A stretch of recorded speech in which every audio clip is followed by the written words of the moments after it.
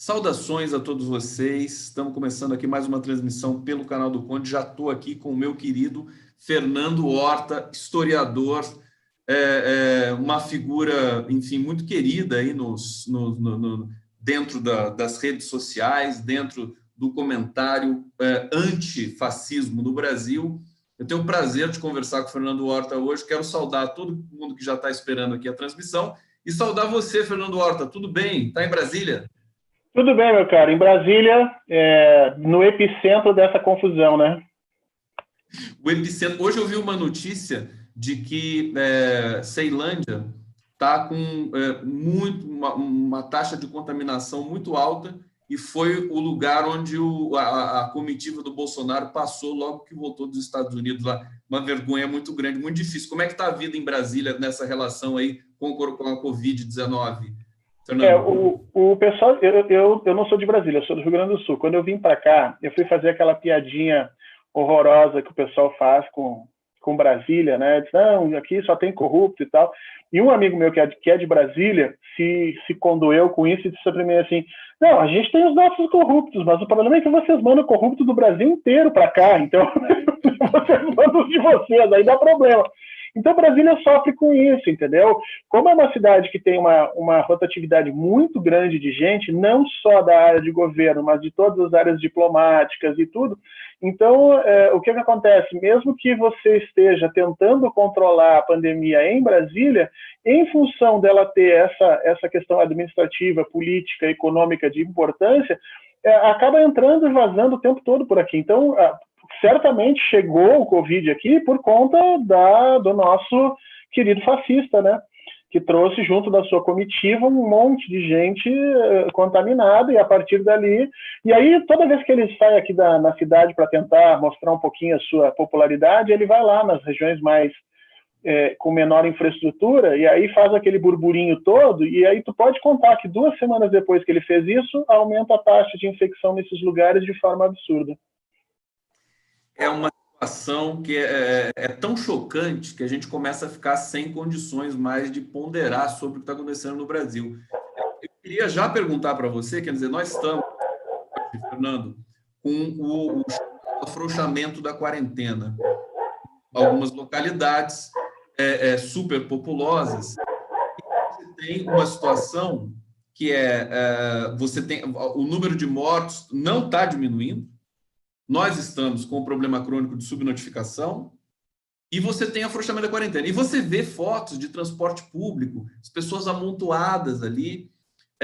Então, uma situação sanitária, o Brasil, o país que menos testa no mundo praticamente, 2 testes a cada 100 mil habitantes, Portugal é 90 por 100 mil, é uma situação dramática. Eu queria saber da tua visão com tudo isso, que você tem família, tem criança pequena, familiares... Como é que você se preparou espiritualmente para enfrentar essa catástrofe que a gente está enfrentando, e moralmente, quer dizer, é uma coisa que mexe muito com a cabeça da gente, né? Os nossos amigos querem que o comércio abra em grande medida, querem ir para o shopping. Às vezes você vê o anúncio de que o shopping vai reabrir, as pessoas ficam animadas.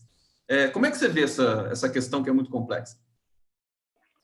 Olha, Conde, ninguém se preparou para o que aconteceu, né? Todo mundo foi pego de surpresa. Eu, inclusive, tinha uma série de projetos que tinham que ser tocados no primeiro semestre desse ano, que foram todos literalmente arrasados. E acho que estamos todos nós assim. E a continuidade do processo de quarentena vai nos causando também um prejuízo psicológico, psiquiátrico bastante grande. Assim, eu tenho amigos médicos que estão dizendo, nós vamos ter uns surtos de doenças psiquiátricas depois da pandemia violentíssimo, né? Agora, o que nós temos que ter um certo cuidado é em perceber que a culpa não é da quarentena, o que nós estamos vivendo, mas efetivamente de nós não termos um governo que seja capaz de organizar uma quarentena eficaz por um período de tempo relativamente curto, né? Porque se nós tivéssemos entrado em quarentena de forma correta nos últimos 60 dias, nós teríamos reduzido a curva. Nós estaríamos provavelmente agora em processo de reabertura. O problema é que o que nós temos é uma parte do Brasil tentando salvar a sua vida e uma outra parte do Brasil tentando matar a maior quantidade de gente possível. E essas duas coisas vai nos levando a cada vez mais esticar esse processo de quarentena, e todos nós perdemos. perde a economia, perdem as pessoas, perdem os profissionais médicos. É uma coisa que às vezes a gente não fala. O Brasil é o país com o maior número de médicos, enfermeiros, auxiliares, o pessoal todo que trabalha na saúde está morrendo que nem mosca. E isso, assim, isso é jogar o problema um pouco ali na frente, porque daqui a pouco nós não temos médicos, nós não temos pessoas para tratar isso. Então, a situação é calamitosa no Brasil, e hoje eu estava vendo a reabertura que foi feita no Rio de Janeiro. Você pode contar aí no teu relógio, no teu calendário, marca aí no dia 13, daqui a 2 semanas voltamos a conversar, onde vamos marcar uma outra daqui a 2 semanas, porque você vai ver a explosão de casos em função do que está acontecendo. As pessoas estão pensando que máscara é uma capa de super-herói, né? Eu estou usando máscara, não, nada vai me acontecer. E não é isso. Agora, de onde é que as pessoas estão tirando essas informações? É isso que a gente tem que ver, né? Por que não está sendo feita uma quarentena correta? Por que não se organizou, que nem em outros lugares do mundo, de forma a conter a curva de propagação do vírus? Porque nós temos um governo que é francamente incompetente em todo e qualquer sentido que a gente olhe. E aí, aquilo que a população, aquilo que nós, isso é uma coisa que eu estava falando com um amigo esses dias, se você parar para pensar, nós estamos desde 2014, 2015, em looping, desesperados por problemas políticos no Brasil. A gente não produz como deveria produzir, a gente não inova como deveria inovar, a gente não vive como deveria viver. A gente está, desde 2015, 2016, desesperado, tendo que lutar diariamente contra mandos, desmandos e absurdos, porque nós somos jogados num turbilhão de incompetência. O governo Temer, apesar de não ser totalmente incompetente, o era, mas também tinha toda a peste da corrupção. O governo Bolsonaro, além de corrupto, é incompetente. Então, nós, cidadãos que deveríamos estar em casa, ouvindo o que o governo tem a dizer, né, porque quem deveria tomar as decisões, apontar o que deve ser feito, é para isso que nós pagamos um Congresso, é para isso que nós pagamos todo o Executivo, é para isso que tem gente que fez concurso público para trabalhar no Ministério da Saúde, no Ministério das Relações Exteriores, no Ministério do Meio Ambiente, que é para cada um de nós ter a sua função. Cada um de nós informar a sociedade, e essa sociedade não gastar tanto tempo para descobrir o que estão tentando fazer com ela. Agora, nós não, nós temos que passar o resto da nossa vida lendo ofício, lendo lei, lendo edital que foi lançado agora, lendo projeto, decreto. Por quê? Porque você não sabe se amanhã não vai sair alguma coisa que te pega no meio do caminho e te arrasa, entendeu? É isso que o governo Bolsonaro conseguiu fazer. Então, para piorar a situação, o vírus já é ruim. Mas o Bolsonaro consegue piorar a situação numa potência absurda. Uma potência absurda. Deixa eu vir aqui para o bate-papo, porque o pessoal aqui está celebrando sua presença aqui. Fernando, olha só, José Carlos Bolsão da Silva, saudações, boa noite. Oséias Luiz Maintene, Mainente Simões aguardando aqui, já começou. Priscila Sanches, boa noite, companheiros. Melhor programa para esse sábado à noite. Conde Horta juntos. Ah, que ansiedade, que bacana. Eu também há muito tempo que eu queria conversar com o Fernando. Agora que a gente conseguiu alinhar esse papo. Luiz Cláudio Espírito Santo de Oliveira. Generais não têm essa força toda, dissuadem para mexer com o nosso psicológico por conta dos traumas de 64 e, sobretudo, 68 e 73. Nós vamos falar disso. Se botaram um em cana, os outros arregam. Ah, que seria bom se fosse assim, viu, Luiz Cláudio, querido? Cláudia Cristina Livre Petista dizendo aqui, abraço grande, Fernando Horta, sua fã. Queridíssimo Cláudia Cristina dizendo aqui mais uma vez. Todo mundo aqui saudando a presença do Fernando. Fernando, só saudar aqui o nosso público. Eu quero dizer aqui o seguinte, Fernando Horta é professor desde 96, formado em História pela Universidade Federal do Rio Grande do Sul, com mestrado em História das Relações Internacionais pela UNB. Eu vou chegar num ponto interessante aqui dessa mini biografia que eu achei. Fez doutorado na UNB, fez o pós-doc em Denver, nos Estados Unidos. E você é enxadrista, meu querido Fernando Horta. Que bacana, eu também sou, eu adoro jogar xadrez. Cara, durante uma época da minha vida, inclusive, fui forte em xadrez, assim. Cheguei a ganhar alguns campeonatinhos no Rio Grande do Sul bons, assim. Não, que o xadrez primeiro, é apaixonante. Para quem gosta de jogar, é uma coisa... Quem não gosta, olha aquilo e fica pensando assim, meu Deus, o que está acontecendo? Como é que esse cara pode passar uma hora olhando aquilo? Quem gosta de jogar, para em qualquer jogo. Pode ser duas pessoas estranhas, você para do lado para ver o que está acontecendo e se envolve com aquilo, né? Mas ele tem um custo, né? O custo para você crescer no xadrez é como qualquer outro esporte. Você precisa investir muito tempo e ter pessoas capazes naquilo que você precisa aprender. E aí chega um momento da vida que você tem que escolher, né? E se você não tem lá um talento específico para aquilo, acaba virando um hobby. É um hobby maravilhoso, porque tem uma série de benefícios de saúde, né? Existem vários estudos mostrando que as doenças, em função do envelhecimento, elas acometem menos as pessoas que mantêm uma mente sadia, funcionando, e o xadrez faz esse tipo de coisa. Então é um hobby que eu mantenho, assim, né? Você joga de vez em quando? Jogo online em diversas plataformas, e jogo ao vivo também, gosto de jogar ao vivo, sentar, pegar as peças, o relógio, tomar cerveja. Você sabe o que eu faço, Fernando? Eu, assim, como eu trabalho full time com rede social, internet, o tempo todo no teclado, às vezes eu tiro um tempinho para descansar e jogo uma partida, assim, uma blitz, e relaxa, parece que faz um alongamento na mente, que a mente fica toda hora ele sendo exigida. Eu não sou bom jogador, não, mas eu gosto de brincar e de fazer umas questões ali ousadas no tabuleiro. Querido Fernando Horta, vamos voltar. Eu quero falar um pouco dessa questão da possibilidade de golpe. A gente tem militares falando coisas, não esticar a corda. O Heleno já tinha dito aquela história de consequências imprevisíveis. Parece que essa declaração do general Ramos tem a ver com o TSE, o TSE investigando ali, podendo anular a chapa Bolsonaro-Mourão, e a gente entra numa espiral preocupante, a meu ver. Já teve menos preocupante, a gente sabe que eles são bravateiros, como diz aqui o nosso querido internauta, mas nesse momento eu acho que a coisa é um pouco de tanto ficar nesse chove no mole e vai fazer o golpe, vai fechar o regime e tem declaração daqui e dali. Como é que você enquadra esse momento também, que é catastrófico para a gente aqui no Brasil, o governo mais militarizado da história? Nem na ditadura militar tinha tantos militares assim aboletados do governo federal. Como é que você está vendo esse momento?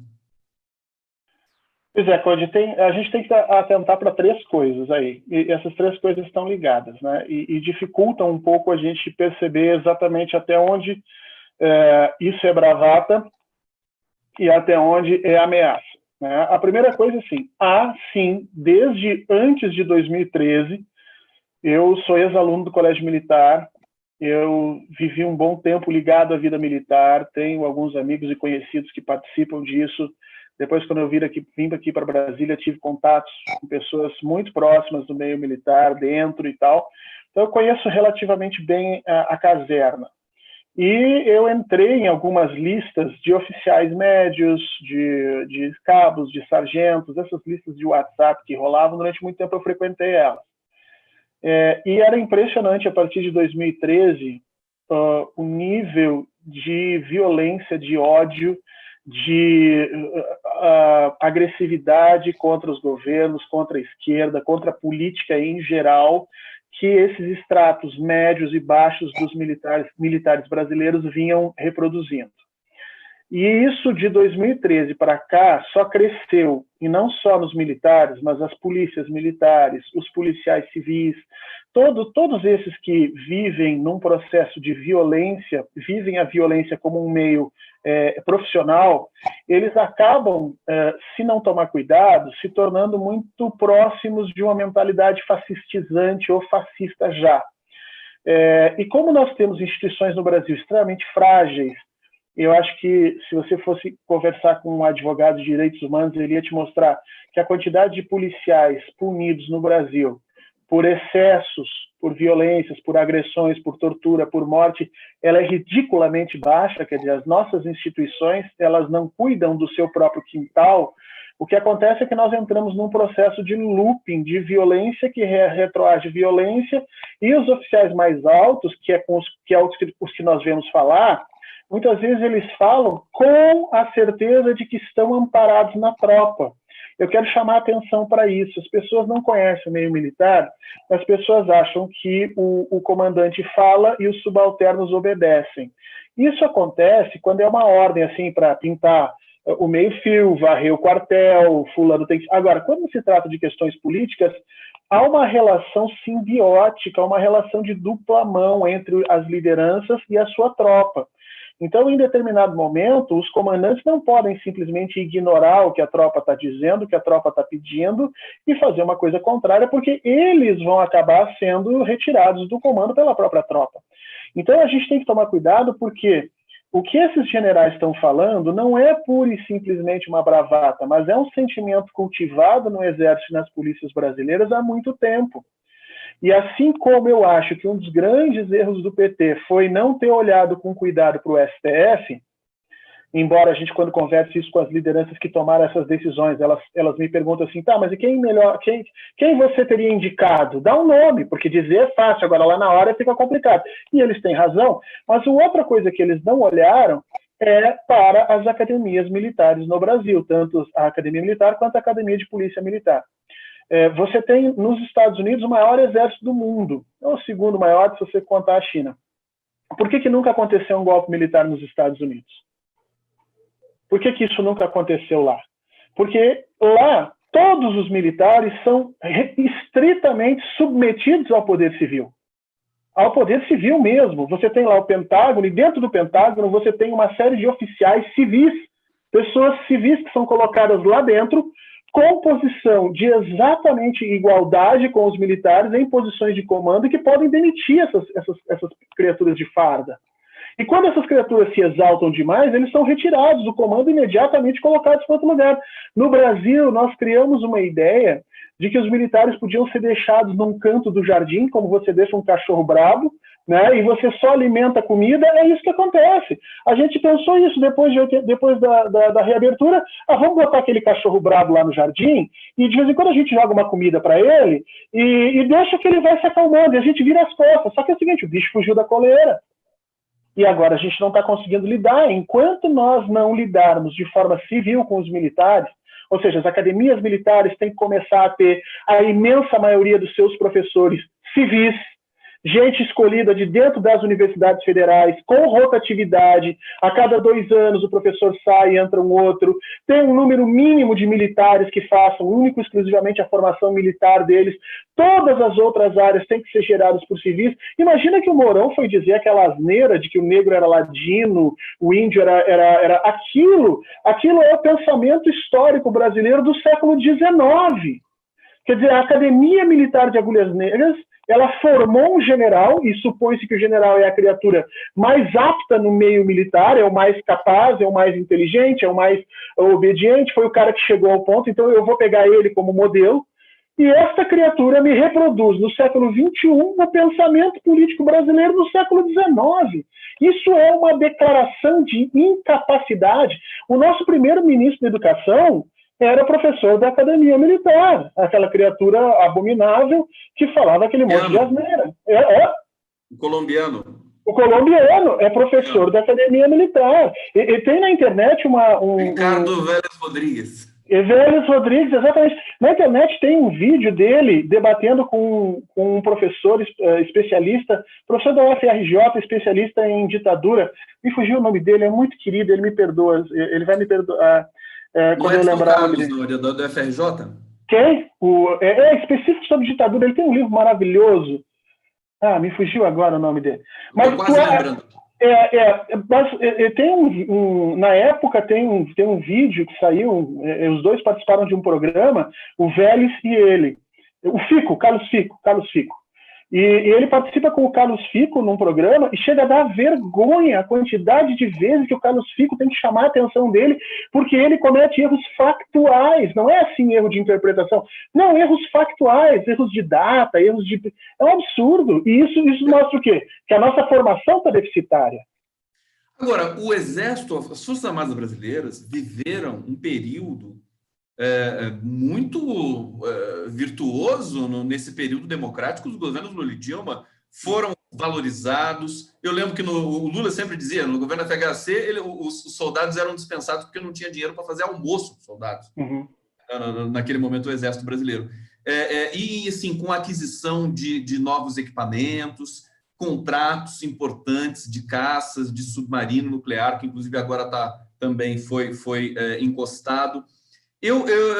Por que se deu justamente nesse momento, Fernando, você que tem uma entrada aí nesse universo da caserna, como você interpreta isso, né? Por que justamente no momento que as Forças Armadas são valorizadas, eu me lembro da institucionalidade das forças internacionais de paz no Haiti, na África, inclusive o próprio Mourão já estava também numa dessas forças, o general Heleno também, e como que de repente tudo se degrada? Qual que é o grau? Eu acho que isso tem a ver com o antipetismo, mas eu quero ver você. O que você... Não, tem três problemas aí. Assim, eu fui aluno do Colégio Militar exatamente no período Fernando Henrique Cardoso, e eu me lembro que a gente, como aluno, chegou um dado momento que a gente não podia almoçar no colégio porque não tinha comida. Porque não tinha comida para alunos e soldados eles eram obrigados a alimentar, os alunos não, então a gente era mandado para casa sem almoço, quem tinha que estudar de tarde ou fazia algum treinamento, alguma coisa, não tinha almoço. Eu peguei esse período. Bom, mas aí você me pergunta, por que a gente pega o período Lula e a gente encontra projetos estratégicos nas três forças? A Marinha teve todo o seu projeto de submarino nuclear chancelado pelo Lula e apoiado, porque foi sabotado pelos norte-americanos. Os norte-americanos não quiseram dividir tecnologia, e aí foi feito um consórcio entre as principais universidades brasileiras, a Marinha, para produzir a tecnologia necessária para que o submarino nuclear brasileiro saísse, e tudo isso custou bilhões de reais, e tudo isso o Lula pagou. A aeronáutica teve o acordo com os caças, mas não era só a compra e modernização dos caças, era a participação e troca de tecnologia para a formação dos caças de quinta geração. Então, assim, não é uma questão simplesmente de comprar o caça, mas participar ativamente dessa construção. As forças de terra brasileiras tiveram o projeto de troca e rearmamento de todo o armamento leve do Exército Brasileiro, porque o Exército Brasileiro ainda opera com os FAL, fuzil automático leve, fabricado pela Indel, que era um projeto ainda da Segunda Guerra, que depois foi fabricado pela empresa brasileira de armamento. Isso tudo o Lula chamou o pessoal e chegou para o Exército, vocês querem trocar todo o armamento do Exército Brasileiro? Vamos trocar, mas vamos fazer com indústria nacional. Aí chamou a Taurus, chamou a Rossi, fizeram um projeto durante 2 ou 3 anos, os militares disseram como eles queriam a arma, foi feito tudo isso o Lula pagando. Aí você vai me dizer, isso só falando nisso, sem falar na Amazônia Azul, sem falar nos satélites, nas estruturas de fronteira, quer dizer, todas as forças estavam contempladas. Mas você tem que perguntar, eu tenho que te perguntar exatamente o erro que foi o erro do governo do PT. O governo do PT levou a ponto de faca a ideia de que se eu transformar a realidade material das pessoas, a realidade ideológica das pessoas vai se transformar na mesma medida. Vem a reboque, mas não é assim. Exato. Eles compraram uma versão do marxismo pobre, uma versão do marxismo mais roto, que diz que o concreto organiza a vida dos indivíduos, né? E que o ideológico, as superestruturas, elas vêm a reboque, elas são condicionadas, e não percebem que já lá atrás, no século XIX, o Marx se relia e percebia que há uma relação dialética entre essas duas coisas. E com os marxistas mais adiante, especialmente aí Gramsci, Trotsky, Lenin, e o pessoal mais recente ainda, se começou a perceber que a vida ideológica dos indivíduos não responde de forma direta e imediata às transformações da sua condição material. E aí, o que aconteceu? O Lula pensou, vou dar comida, casa, emprego para essa gente e a gente não perde mais uma eleição, porque esses caras vão se dar conta disso. A mesma coisa no Exército. Poxa, vou fazer todos os projetos que esses caras quiserem, vou dar as promoções, vou manter eles lá, só que você tem que pensar no seguinte, onde é que está o processo de educação? Nós mexemos na educação dos militares, nós entramos nas academias, nós vimos os currículos que eles estão dando, nós organizamos as academias militares de uma forma meritocrática, como se faz em todos os lugares do mundo, com a presença constante, direta, imediata e subordinativa do mundo civil. Foi colocado na cabeça desses militares que eles têm que se submeter ao poder civil? Não foi. Tanto que o pessoal que hoje comanda e que ameaça dar golpe no STF é o pessoal que era tenente na época do período militar. Quer dizer, são esses caras, entendeu? E aí você não rompe com a estrutura ideológica, e essa estrutura de dominação ideológica faz com que eles leiam toda a realidade do jeito deles.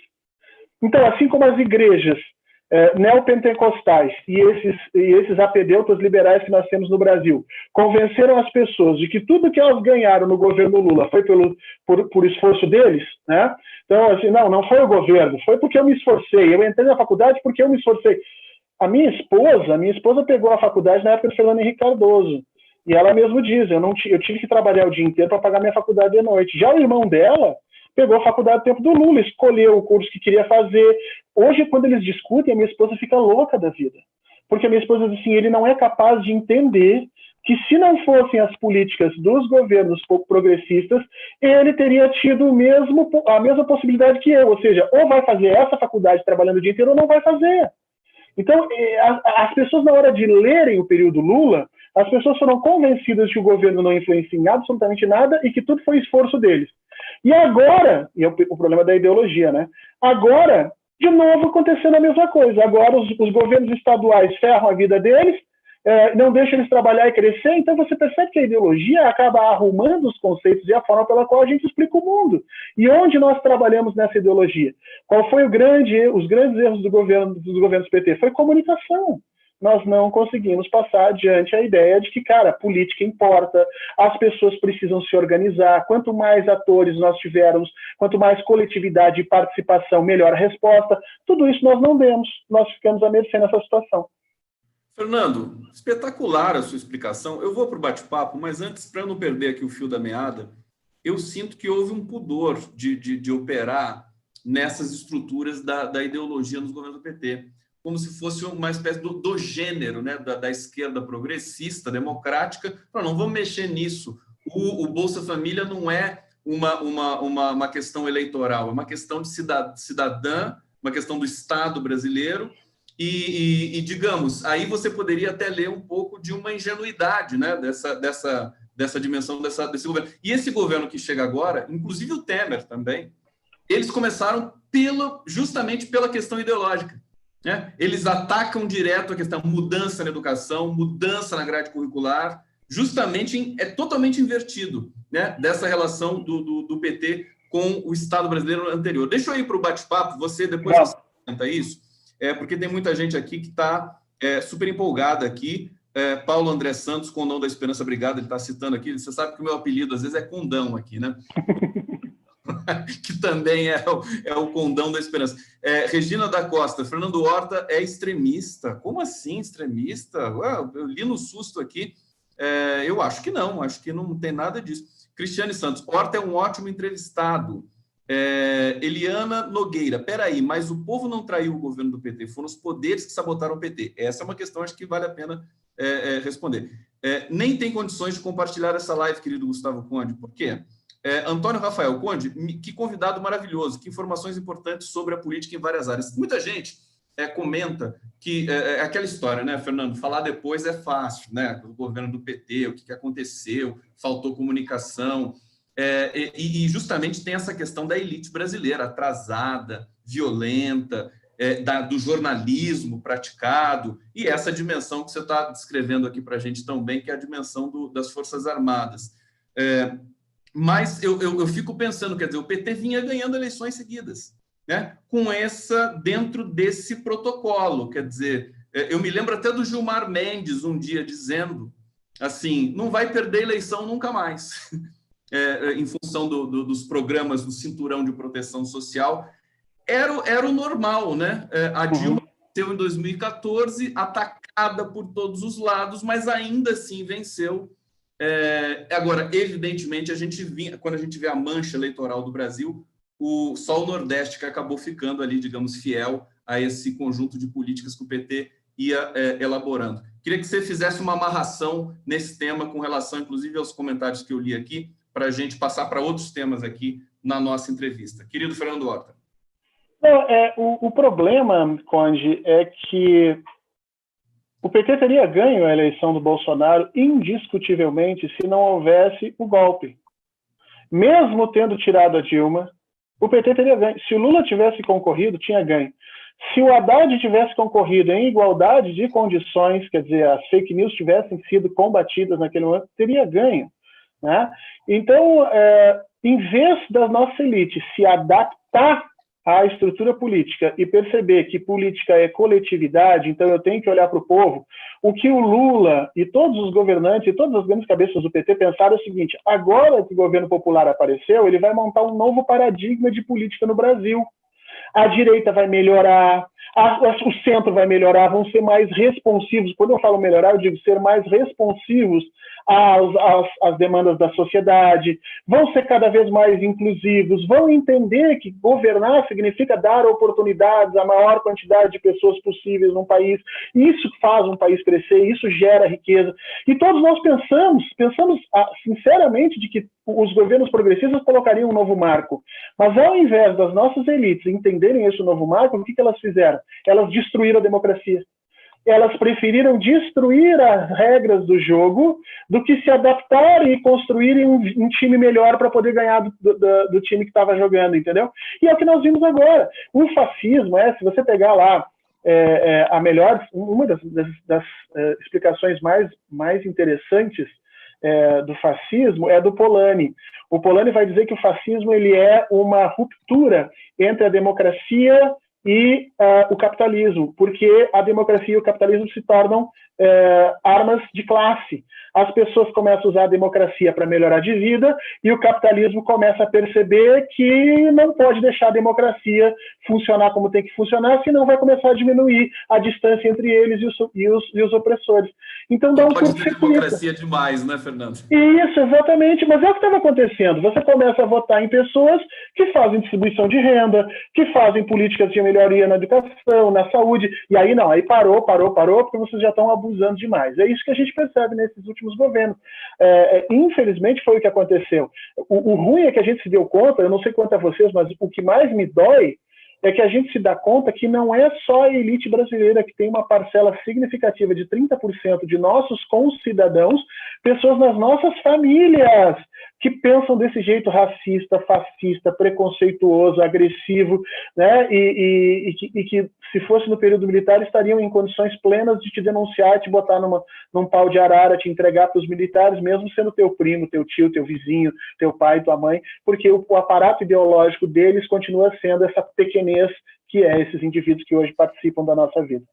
Fernando, eu até costumo dizer o seguinte, quer dizer, eu não entendia, quando eu via filmes sobre nazismo, aquela violência, o filme do Polanski, né, o pianista, aquela violência gratuita do soldado dando tiro na cabeça de criança. Como que a humanidade tinha produzido isso? Eu juro para você que eu não entendia. Depois de Bolsonaro, eu comecei a entender aquilo lá. É impressionante. A gente passa a entender o que foi o nazismo. O Fernando Horta, gente, ele tem uma compreensão do fascismo. A gente vai começar a falar daqui a pouco sobre isso, sobre os sentidos do fascismo. Ele vai oferecer um curso, eu vou aqui apresentar para vocês. Mas antes, eu não vou ainda para o bate-papo, eu quero trazer um artigo do Fernando Horta. O Fernando Horta escreve com regularidade para o jornal GGN, do nosso querido Nassif. Eu vou até colocar a imagem aqui, porque já um internauta falou aqui do #Tentamos, que é o seu último artigo, que é espetacular, né? Eu fiquei assim, eu li várias vezes e é tão assim, traz essa memória, por exemplo, né, do que foram os governos do PT. E aí você diz, eu quero ler um trecho aqui, né? Não basta a remoção do furúnculo que ocupa a presidência, é preciso também a posição firme de revogar tudo o que desde Temer vem sendo feito. Tem uma hora que você fala aqui dos governos Lula e Dilma, eu até destaquei esse trecho aqui, deixa eu ver se eu localizo aqui, ó. Tentamos manter o país com suas instituições de pé. Dilma cedeu uma presidência sem pisar fora das instituições e Lula foi preso por 580 dias sem prova alguma.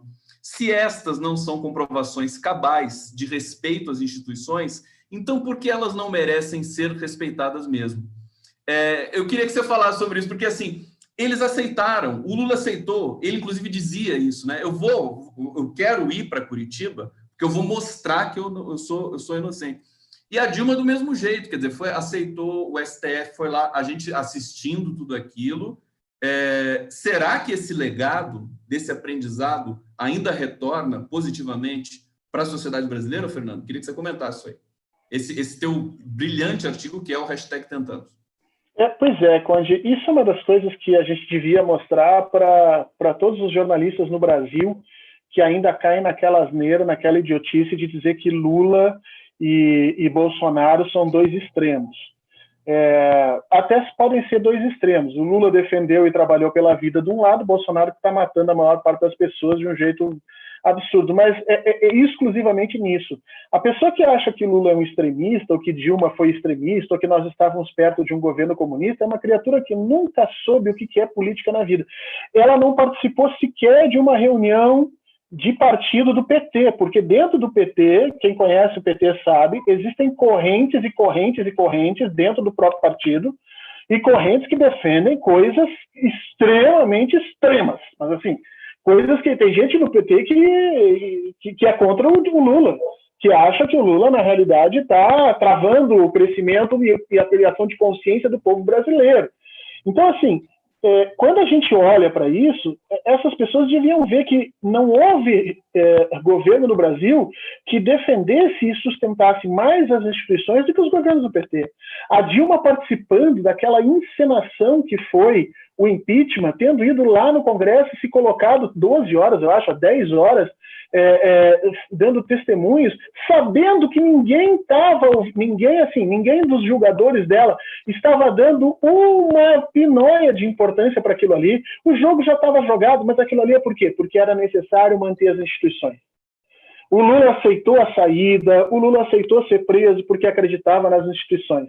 O problema é que nem as instituições acreditam mais nela. Você vê, o que aconteceu ontem foi surreal. O ministro Luiz Fux, aquele iluminado que levou 6 anos para julgar o aumento dos juízes, que os juízes deram aumento, ele ficou 6 anos enrolando para julgar aquilo. Aquela criatura iluminada, ontem, deu uma decisão liminar contra um golpe de Estado. Você não viu a decisão dele?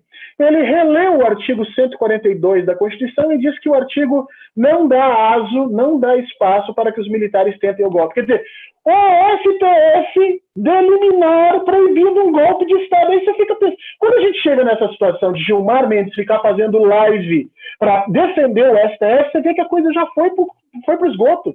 Você entendeu? Por isso, quando o internauta falou aqui para nós assim, é muito bravata. Será que é bravata? Se fosse bravata, o STF já tinha chamado um general desse e dizia, senta aqui, meu filho, aqui na frente, me conta, o que é que você está falando? Você está falando de golpe? E o general tinha calado a boca e dito, não, que isso, não, jamais. Nenhum governo, pode olhar, não há nenhuma manifestação do governo, do presidente ou dos oficiais militares próximos dele de retirada do que falaram, muito pelo contrário. Eles não retiram. Eles cada vez aumentam e jogam cada vez mais para cima a aposta, e nós estamos vendo que as instituições cederam, romperam, e agora o que a esquerda precisa se entender, no meu ponto de vista, viu, Conde, aí é uma posição minha, a esquerda tem que entender que o poder institucional não é o único tipo de poder no mundo, e que enquanto a gente ficar o tempo inteiro esperando a próxima decisão de juiz, o próximo ministro, a próxima vez que o nosso pedido for aceito, nós não vamos sair do lugar. Porque o que o Bolsonaro e os fascistas vêm fazendo é aumentar cada vez mais o poder que eles têm por fora das instituições. A ponto de hoje você ter 30 pessoas lá naquele acampamento aqui em Brasília, que era 300, mas não tinha mais de 30, essas 30 pessoas tiveram a pachorra de tentar invadir o Congresso e fizeram vídeos de 1 hora, 2 horas mostrando isso. E se você olhar o comportamento da polícia naquele momento, você olha para a cara dos policiais e você tem certeza absoluta que uma parcela significativa daqueles policiais estava achando ótimo que eles invadissem e, se pudessem, inclusive, abririam as portas do Congresso para a invasão deles. E aí, quando isso acontece, nós já estamos na estrutura fascista, entendeu? Fernando Horta, eu olhando assim, alargando um pouco o nosso olhar para a história, me parece que a esquerda se institucionalizou demais, justamente porque foi bem sucedida, sobretudo a América Latina, há uns 10 anos atrás, era governada basicamente por governos progressistas, com resultados espetaculares do ponto de vista de combate à miséria, de inclusão, de produção de riqueza, etc. Na verdade, quem era a instituição, digamos assim, consolidada, se a gente pegar um tempo atrás, a direita, a direita, essa dicção, digamos assim, conservadora, né, tem a ver com essa institucionalização. E a esquerda usava justamente vias soberanas de movimentações populares para erodir essa rocha institucional e promover mudanças concretas na sociedade. Isso se inverteu. É algo assim que é muito... Quem é subversivo agora é a direita. E aí, como é um outro campo ideológico, tem uma outra codificação, e a esquerda fica ali apostando nas instituições. Então, eu acho que, inclusive, vendo as falas recentes do Lula, acho que ele já entendeu isso. Já entendeu que não adianta mais ficar acreditando nas instituições. Na verdade, é preciso construir o tempo todo, em tempo real, essas instituições, né, Fernando Horta? Você acha que tem uma possibilidade da sociedade brasileira entender isso, tirando a elite, que jamais vai querer uma compreensão orgânica e móvel, digamos assim, com mobilidade, né, sempre da reconstituição das instituições. Eu me lembro nos votos do STF, quando os ministros estavam ali relativamente inspirados no tempo da democracia, né? Porque quando tem democracia, até o STF funciona mais ou menos bem, né? Eles diziam assim: acima da lei, acima de todas essas tratativas assim jurídicas, existe o homem, existe o ser humano, né? Que deve ser levado em conta, quer dizer, a vida humana. Fala um pouquinho sobre isso para a gente, depois eu vou para o bate-papo aqui. Isso que você já tocou é muito importante as pessoas perceberem. Eu era estudante na época que o PT ganhou as primeiras prefeituras lá em Porto Alegre. Então eu vi aquelas movimentações. A gente levantava de manhã, e naquela época eu não era de esquerda, porque eu era de colégio militar, nascido em família de classe média, e, portanto, inclusive, era de direita. Mas eu via colegas, amigos, companheiros que levantavam, às vezes, 3 horas da manhã, 4 horas da manhã, botavam uma mochila nas costas com panfleto e saíam colando cartazes nos postes, nos muros, para fazer as mudanças. A última eleição do Bolsonaro, eu vi aqui em Brasília os guris, crianças de 12, 13 anos, imprimindo os panfletos do Bolsonaro em casa, na sua impressora, e colando nos lugares para ir à escola. Essa movimentação é que nós temos que ter a certeza de que Bolsonaro tem. Porque tem uma parte da esquerda que, infelizmente, mal informada, acha que o fascismo é um fenômeno de elite e que, portanto, Bolsonaro está ligado aos grandes empresários e que está enrolando a população. Não, ela tem uma perna extremamente forte e importante na população. E exatamente aquilo que nós tínhamos lá na década de 80, de 90, no início dos anos 2000, é que eles têm hoje. E nós temos que equiparar isso, nós temos que retomar a nossa militância para organizar. Com relação às instituições, a gente tem que olhar para as nossas instituições, e tem muito trabalho do pessoal da antropologia, da sociologia, que a gente dá pouca importância, mas eles são fantásticos nisso, mas para mostrar assim, quem são os nossos juízes? De onde é que eles são formados? Aí você vai encontrar lá 70%, 80%, mais até de brancos, 70%, 80% homens, católicos, urbanos, de classe média alta, entendeu? Saídos oriundos de universidades particulares, de colégios particulares, normalmente com formações em colégios confessionais. Como é que você quer que essa gente, quando chegue nas instituições, tenha uma capacidade de alterar essas instituições minimamente para permitir uma maior democratização, coletivização? Claro que não.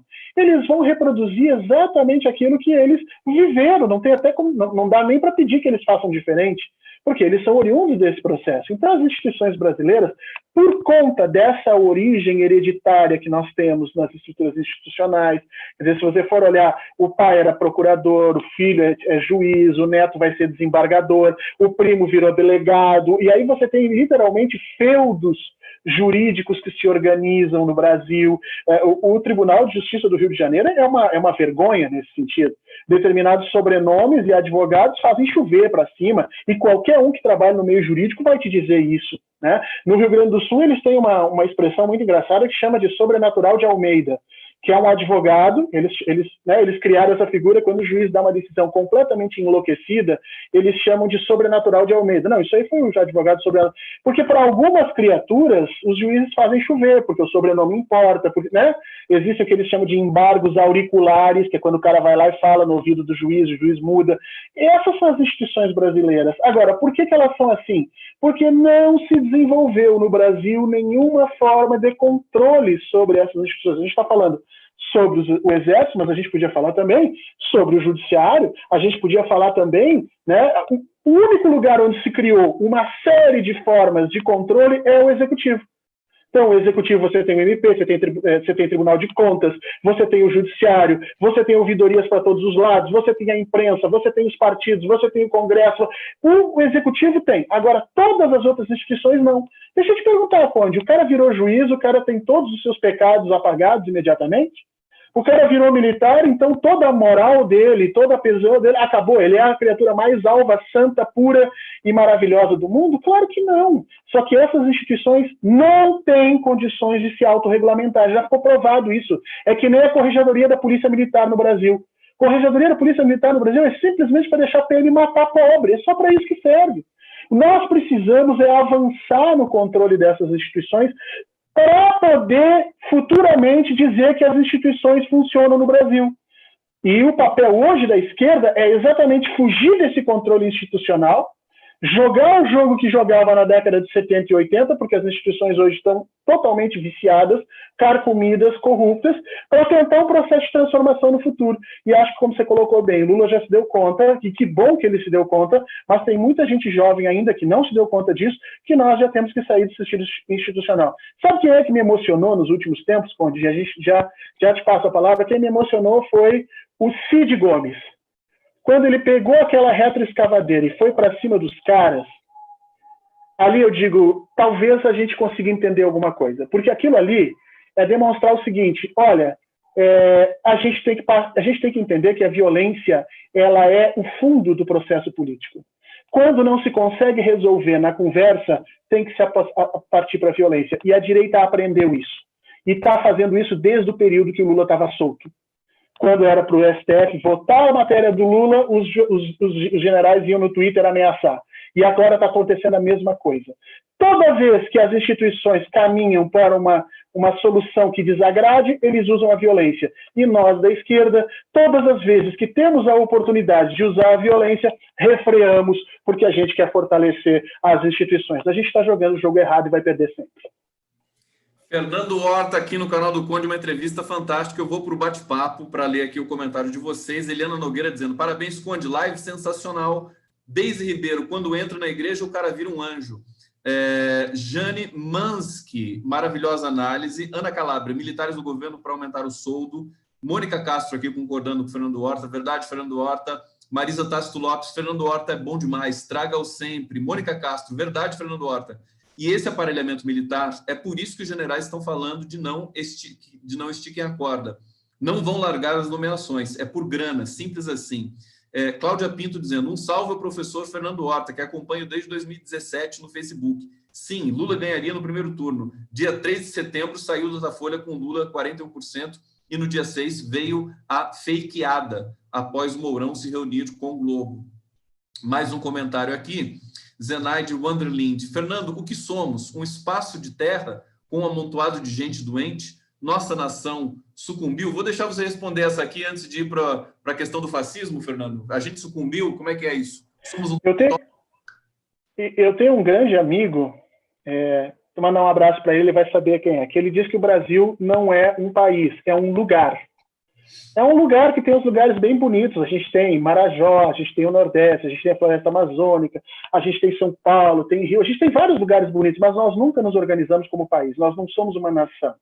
Nós somos um espaço de terra ocupado por algumas criaturas que um dia alguém resolveu cercar e dizer que aqui dentro tem uma coisa chamada Constituição, que vale para 60%, 70% da população, mas os mais ricos não estão dentro dela, e é assim mesmo que funciona e calha a boca. O Contardo Caligares, ele tem um livro muito legal chamado Hello Brasil. Quando ele chega da Itália para cá, ele tem aquele processo de estranhamento, de olhar para o Brasil e dizer, caramba, que país é esse?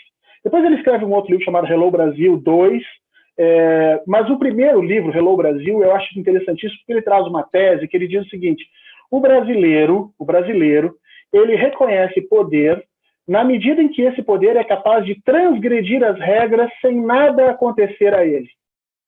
Por que as pessoas veneravam os bicheiros? Porque os bicheiros matavam, impunham regras e nada acontecia. Por que as pessoas veneram a milícia? Porque a milícia mata, espanca e nada acontece.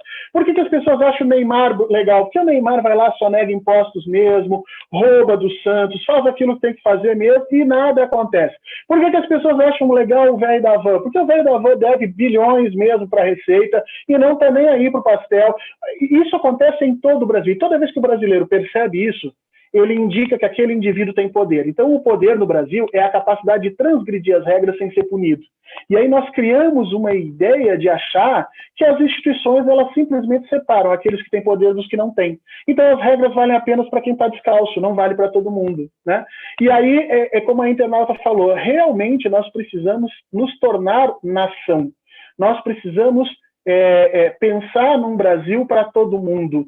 E nesse sentido, e eu acho que foi esse sentido, o sentido do golpe de 2016, não deixar que isso acontecesse. Porque no dia que o primeiro catador de papel pisou no Palácio do Planalto sob a tutela do Lula, eles perceberam que iam perder o país. E eles não podem perder o país. Eu vi o seu tweet hoje sobre isso, do Lula falando do BNDES, dando 200 milhões, fazendo crédito de 200 milhões de catadores de papel, e ele chorando, se despedindo do governo, né? O Lula se despedindo do governo foi um momento espetacular do país, haja vista a popularidade dele. Tinha uma foto dele nos canais ali da transposição de São Francisco, ele de chapéu, você deve lembrar dessa foto, acho que é do Stucker, e ele andando no meio dos canais, os canais ainda sem água, e a gente vê que os canais hoje estão todos apodrecendo. O Temer fez uma temeridade, como só ia acontecer com as coisas que ele fez no governo, antecipou eleitoralmente a inauguração de alguns canais e comprometeu a estrutura de alguns canais. A gente tem mato crescendo, é uma coisa muito triste, foi um projeto tão, enfim, difícil, né? Um projeto muito difícil de fazer. E aí, Fernando, deixa eu só... Eu vou até esticar um pouquinho o programa hoje, porque conversar com você é uma... Tudo bem se a gente avançar um pouquinho das 23? Porque tá muito bom conversar com você. Até às 3 da manhã nós temos tempo, fica tranquilo. Até de manhã tem tempo.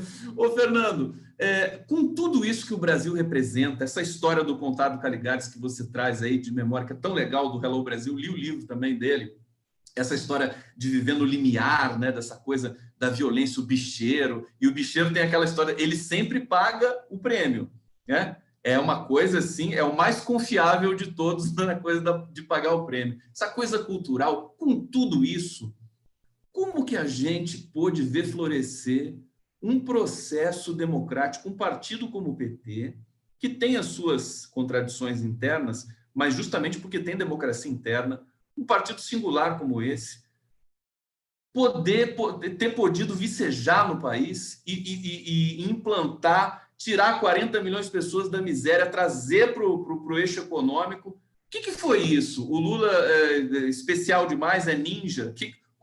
A que você acredita? Porque eu acho que existe uma força no povo brasileiro, que a gente acaba esquecendo também, que é muito bonita e muito virtuosa, dentro de toda essa contradição que a gente vem descrevendo aqui. Passo para você um pouquinho aí. Mas eu não sou especialista na história do PT, né? O PT até tem ultimamente tido mais contato, tentado ler algumas coisas, mas aquele grupo que montou as estruturas do PT, quer dizer, você tem ali Luiz Guxiquem, você tem o Dirceu, você tem o José Genuíno, você tem o Lula, você tem o Olívio Dutra, você tem ali da parte da mulher das mulheres, a Clara Ante, você tem Benedita da Silva, que vem um pouco depois, mas também está ali no processo de formação. Quer dizer, esse grupo era um grupo tão hábil, tão capaz, em termos de capacitado no sentido de juntar uma capacidade pessoal, uma capacidade de compreensão de Brasil, uma capacidade, uma energia de luta extremamente grande. E essa galera construiu uma coisa que, na época, respondia ao anseio da população naquele momento, um momento de abertura democrática, um momento em que uma parcela significativa da nossa população se via desamparada pelas antigas oligarquias, então nós temos que mudar. E muito trabalho foi feito de um monte de gente, que eu não sei citar nomes, mas que levantava às 7 horas da manhã para ir fazer, colar cartaz e tal. Uma vez, quando eu conversei com o Lula, ele me falou uma frase que até hoje me ressoa na vida. Ele diz assim: Fernando, eu vou te dizer por que a gente não consegue formar lideranças novas no Brasil. Porque eu tenho mais tempo de megafone na porta de fábrica às 6 horas, 5 horas da manhã dos dias, do que essa gente tem de internet. Ou seja, as pessoas querem se tornar líderes políticos da noite para o dia, não querem pagar o preço. Esses caras gramaram anos na fila do Lula, dizer para mim: Fernando, eu ia para frente da fábrica e eu dava discurso, se tinha 1, 2, 3, 5, 10 pessoas, eu falava do mesmo jeito. Eu fui falar com o Mercadante, uma época o Mercadante me disse: Fernando, eu amassei barro que nem, olha, eu caminhava desesperado falando com todo mundo. A gente não faz mais isso hoje. As pessoas não estão mais dispostas a pagar o preço que o PT pagou, que as lideranças petistas pagaram lá atrás. Hoje nós entramos numa ideia de que a gente pode mover as engrenagens do partido e fazer a coisa funcionar. Então, eu posso usar uma live, eu posso usar outros tipos de mecanismo e eu, de alguma forma, construo ou reconstruo essas engrenagens. Só que eu acho que não está funcionando. Até porque outros partidos saíram na frente do PT nessas novas ferramentas, né?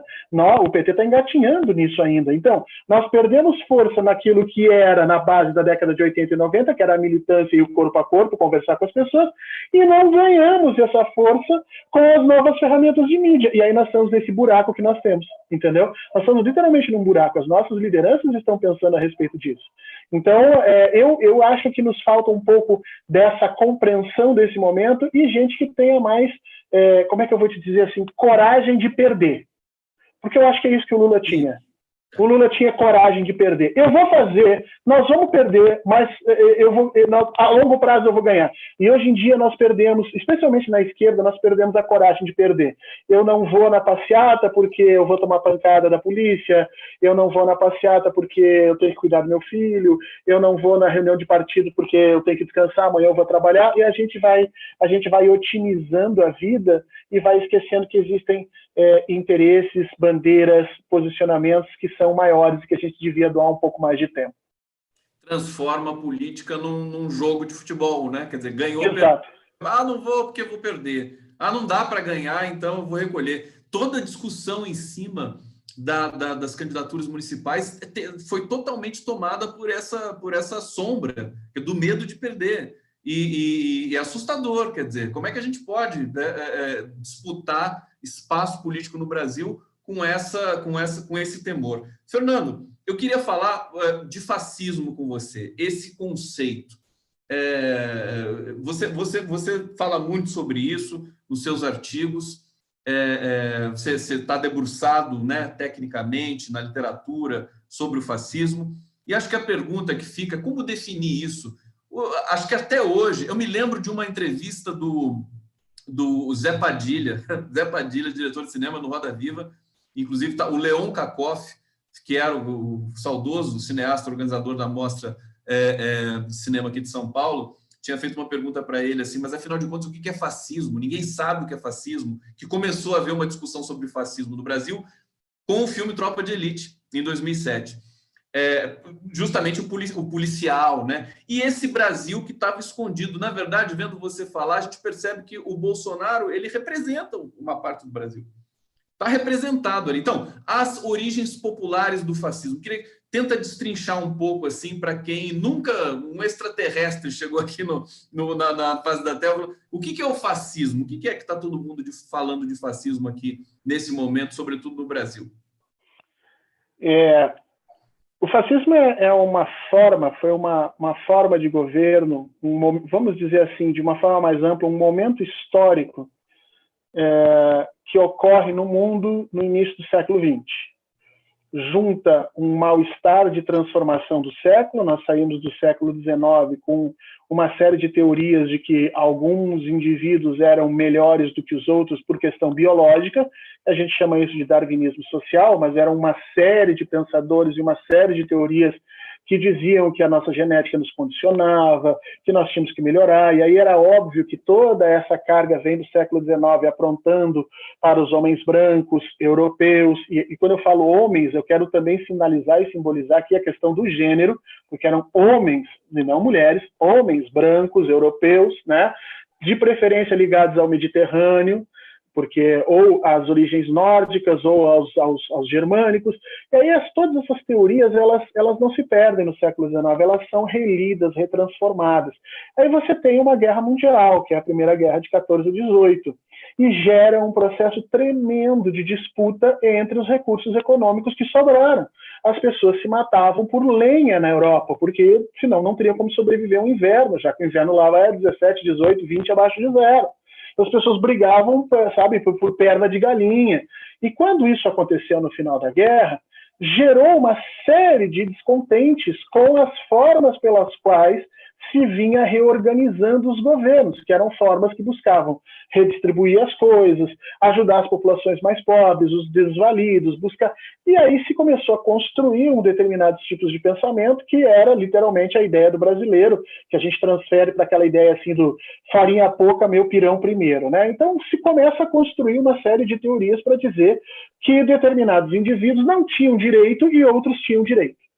Então, o país é, sei lá, a Alemanha, a Áustria, a Hungria ou qualquer coisa que valha, mas dentro desse país eu preciso tirar e dizer que determinadas pessoas não têm direito aos insumos econômicos, às questões econômicas que esse país tem condições de colocar. E assim surge o fascismo. O fascismo ele junta essa percepção de uma necessidade que se colocou no mundo em função de uma questão econômica, com uma ideia peremptória, uma ideia existente de que alguns indivíduos têm direito e outros não. Só que como você faz essa separação? Você precisa dizer que o outro é inferior. E aí você junta essas ideias, e para você separar o outro, você precisa entrar claramente com a questão da violência, porque ninguém vai abrir mão do seu direito de existir sem colocar violência no meio, sem tentar reagir. E aí o fascismo começa a se organizar como um sistema autoritário, atacando a democracia. Se você for ler os primórdios dos escritos do Benito Mussolini e do Hitler, todos eles dizem que a democracia não é um sistema válido. Por quê? Porque a democracia dá voz a gente que não tem condições de estarem defendendo o seu país, de estarem defendendo a sua casa, de estarem defendendo os seus filhos. E aí eu me lembro sempre aquele monte de boizinho que tem hoje no Brasil, bombado, né? Que vai para as passeatas para dar porrada no outro e acha que aquele senhor que tem lá seus 60, 70 anos, como ele fisicamente não consegue mais se defender, então ele não merece ser ouvido e a democracia é um sistema falido e corrupto porque dá voz a esse tipo de gente ignorante e absurdo. E essas teorias todas encontraram eco na ideia do nacionalismo, porque o nacionalismo, e a gente podia falar anos sobre isso, mas o nacionalismo em essência é uma ferramenta que diz quem são as pessoas que têm direito às coisas daquele país e quem não tem. É a única coisa que o nacionalismo serve. O nacionalismo só serve para dizer, você, Conde, não é brasileiro, ou não é alemão, ou não é italiano, então você não pode participar das coisas que eu, Fernando, que sou brasileiro, sou alemão, sou italiano, posso. Então você não pode, você não tem direito à memória, você não tem direito à existência, você não tem direito à repartição dos recursos que nós temos à disposição, você não tem direito à terra, você não tem direito a salário. E isso está sendo usado, foi usado no Brasil desde o início. Quando você tem o bordão, nossa bandeira não será vermelha. Então, o que você faz? Você traz a ferramenta do nacionalismo para dizer que existem brasileiros de verdade e outros que não são.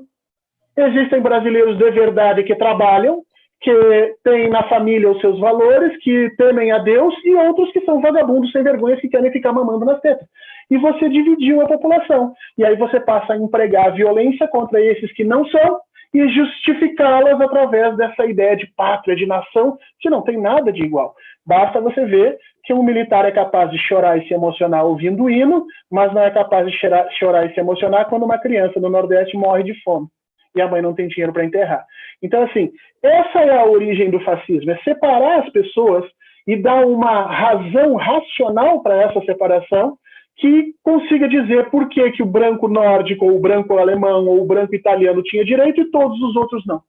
E isso está se recolocando no Brasil sobre um aspecto um pouquinho diferente, mas é a mesma lógica, o mesmo princípio. Perfeitamente. Eu ia entrar nessa seara de que se o fascismo brasileiro tem as suas singularidades, as suas peculiaridades, mas você já introduziu aí. Deixa eu, então, fazer aqui uma transição, ler um comentário que chegou faz tempo aqui para você, Fernando. Ricardo Castilho está dizendo, ô Conde, pergunta para o Fernando sobre o Leon. Diz para ele fazer uma revista histórica, história de quadrinhos com o Leon, vai ser um sucesso. Você está associando a pessoa o nome aqui? Como é que é isso? Sim, sim. Eu sei quem é. O Leon é um personagem que eu criei ali no meio do golpe, porque a gente, quando tem uma função pública, mesmo que ainda seja pequena, que nem eu escrevo nas redes, então não é um Bonner da vida, entendeu? Não é uma Anitta da vida que as pessoas seguem, não, mas a gente é lido, a gente é ouvido. Então a gente começa a ter um certo pudor de dizer algumas coisas, né? Porque, nossa, que coisa, tu vê, como assim? Ele está defendendo que a gente vá para a pancada com as pessoas? A gente começa a ter um pudor. E aí, naquela época, eu acabei criando um personagem chamado Leon. Então eu tenho nas minhas redes, eu acho que eu já devo ter uns 20 ou 30 textos do Leon, que o Leon me liga. Por esse Leon. Assinado por ele. Ele me liga de vez em quando e ele conversa 3, 4 parágrafos comigo, entendeu? Normalmente dando uma visão completamente diferente de tudo aquilo que a gente está vendo, né? Uma visão muito mais próxima de um pragmatismo revolucionário, de uma visão de política mais basal, menos institucional. O Leon é um revolucionário das antigas, entendeu? É um cara que, inclusive, ele não diz onde ele nasceu, ele não diz onde é que ele está, ele não pode me dizer porque os sistemas de informação estão atrás dele. Então, muita gente gosta do personagem, acha muito interessante. E várias pessoas já me pediram isso. Fernando, cria uma revista com esse Leon, mas eu confesso que eu não sei se o Leon ia gostar, entendeu? De virar um personagem comercial. Sensacional. Isso é revolucionário. Quer dizer, você criar uma persona, uma outra voz dentro da tua própria produção para divergir das tuas posições. Isso. Frequentemente ele me dá bordoada. Frequentemente ele diz com todas as letras que eu sou um idiota, uma almofadinha, entendeu? Ele não usa essas palavras porque ele fala um espanhol meio um portuguesado e tal, mas ele frequentemente me dá nos dedos, entendeu? E eu fico assim, porque quando a gente começa a raciocinar, a gente começa a perceber que talvez o caminho que foi escolhido para o nosso processo de resistência, desde lá 2013, mas especialmente a partir de 2016, não tenha sido o mais efetivo, não tenha sido o melhor. E a última conversa com o Leon, inclusive, ele diz isso, né? Ele diz assim, olha, a gente tem que se dar conta que se nós tivéssemos quebrado algumas vidraças, incendiado alguns prédios públicos e atacado algumas instituições lá em 2016, talvez 50 mil brasileiros não tivessem mortos hoje por Covid como estão tendo, né? E aí quando eu digo para o Leon assim, Leon, tu está dizendo isso, que nós devíamos ter quebrado as janelas, aí ele diz assim para mim, não, eu estou te dizendo para você pensar quantas vidas de brasileiros nós vamos salvar no futuro se nós começarmos a quebrar janelas hoje. Sensacional. E aí assim... Diga. Não, e aí ele desliga e me deixa falando sozinho, entendeu? Aí eu... Esse é o Fernando Horta. Você sabia dessa faceta do Fernando Horta, não? Depois eu vou querer ler. Deixa eu só vir aqui para o bate-papo mais uma vez. Olha só. O William Gonçalves dizendo, a base proletária ainda não conhece guerra de classe. Infelizmente, ainda estão na informalidade. Berenice Miranda, não entrei em grupo 70%, nem uso hashtag. Alguém já sequestrou a ideia e está usando, exigindo não se falar do PT. Pessoas entraram, já saíram. Uso hashtag Brasil Livre, que Lula falou. A gente vai falar um pouquinho sobre isso também, sobre essa tal da frente ampla, né? Tem um artigo seu sobre isso também, muito interessante. William Gonçalves dizendo, explica o sul do Brasil ter votado no Mico, a maioria de origem alemã e italiana, ainda pensamento separatista. Deixa eu ver mais alguns comentários aqui, pegando em bloco, tá, Fernando? Se você quiser me interromper, fica à vontade, querido. Theo Campos dizendo, não vai ter daqui a 40 anos, nem daqui a 10 anos, nem nos livros de história. ninguém está nem ligando para 40 mil mortos na fuça como ligavam para quedas de avião. Ana Calabria dizendo, melhor análise sobre fascismo que já ouvi. Falando nisso, deixa eu pegar aqui o site, porque o Fernando está oferecendo um curso sobre fascismo. Eu estou entrando aqui no site da editora Alameda, Espaço Alameda, e está aqui o curso, muito bonito, aqui o card do curso, está passando para vocês aqui, está dando para ver, olha só, vai começar no dia 30 de junho, e eu estava analisando aqui, Fernando, os módulos, quer dizer, olha aqui, fascismo, conceito e historiografia, o fascismo e o século XIX, fascismo, liderança e massas, dialética, resistência, estruturais e sistemas. Que luxo esse curso aqui, que terrível que a gente tenha de se dar um curso sobre fascismo para que a gente, enfim, possa minimamente entender o que está acontecendo no país. Fala um pouco do curso e um pouco das características desse fascismo que brotou aqui. Me parece, com a sua explicação, que realmente ele é estruturalmente o mesmo fenômeno do fascismo europeu dos anos 40, dos anos 50, dos anos 40, desculpa. Mas tem alguma coisa diferente aqui. O Brasil sempre tem alguma jabuticaba aqui, né? Fala um pouquinho para a gente sobre isso, Fernando. Primeiro, assim, ninguém esperava que a gente precisasse resgatar essa coisa fedorenta e indigesta que é o fascismo. Sinceramente, quando a gente venceu uma Segunda Guerra Mundial e Estados Unidos e União Soviética se juntaram com a Inglaterra, né? Vamos lembrar que o Churchill era a criatura mais anticomunista que existia no mundo. Era racista, mas assim, era anticomunista. Os Estados Unidos e a União Soviética se juntam para sepultar o nazismo, e a partir do momento em que eles vencem a guerra, há ainda cerca de 30 anos de políticas de desnazificação na Alemanha.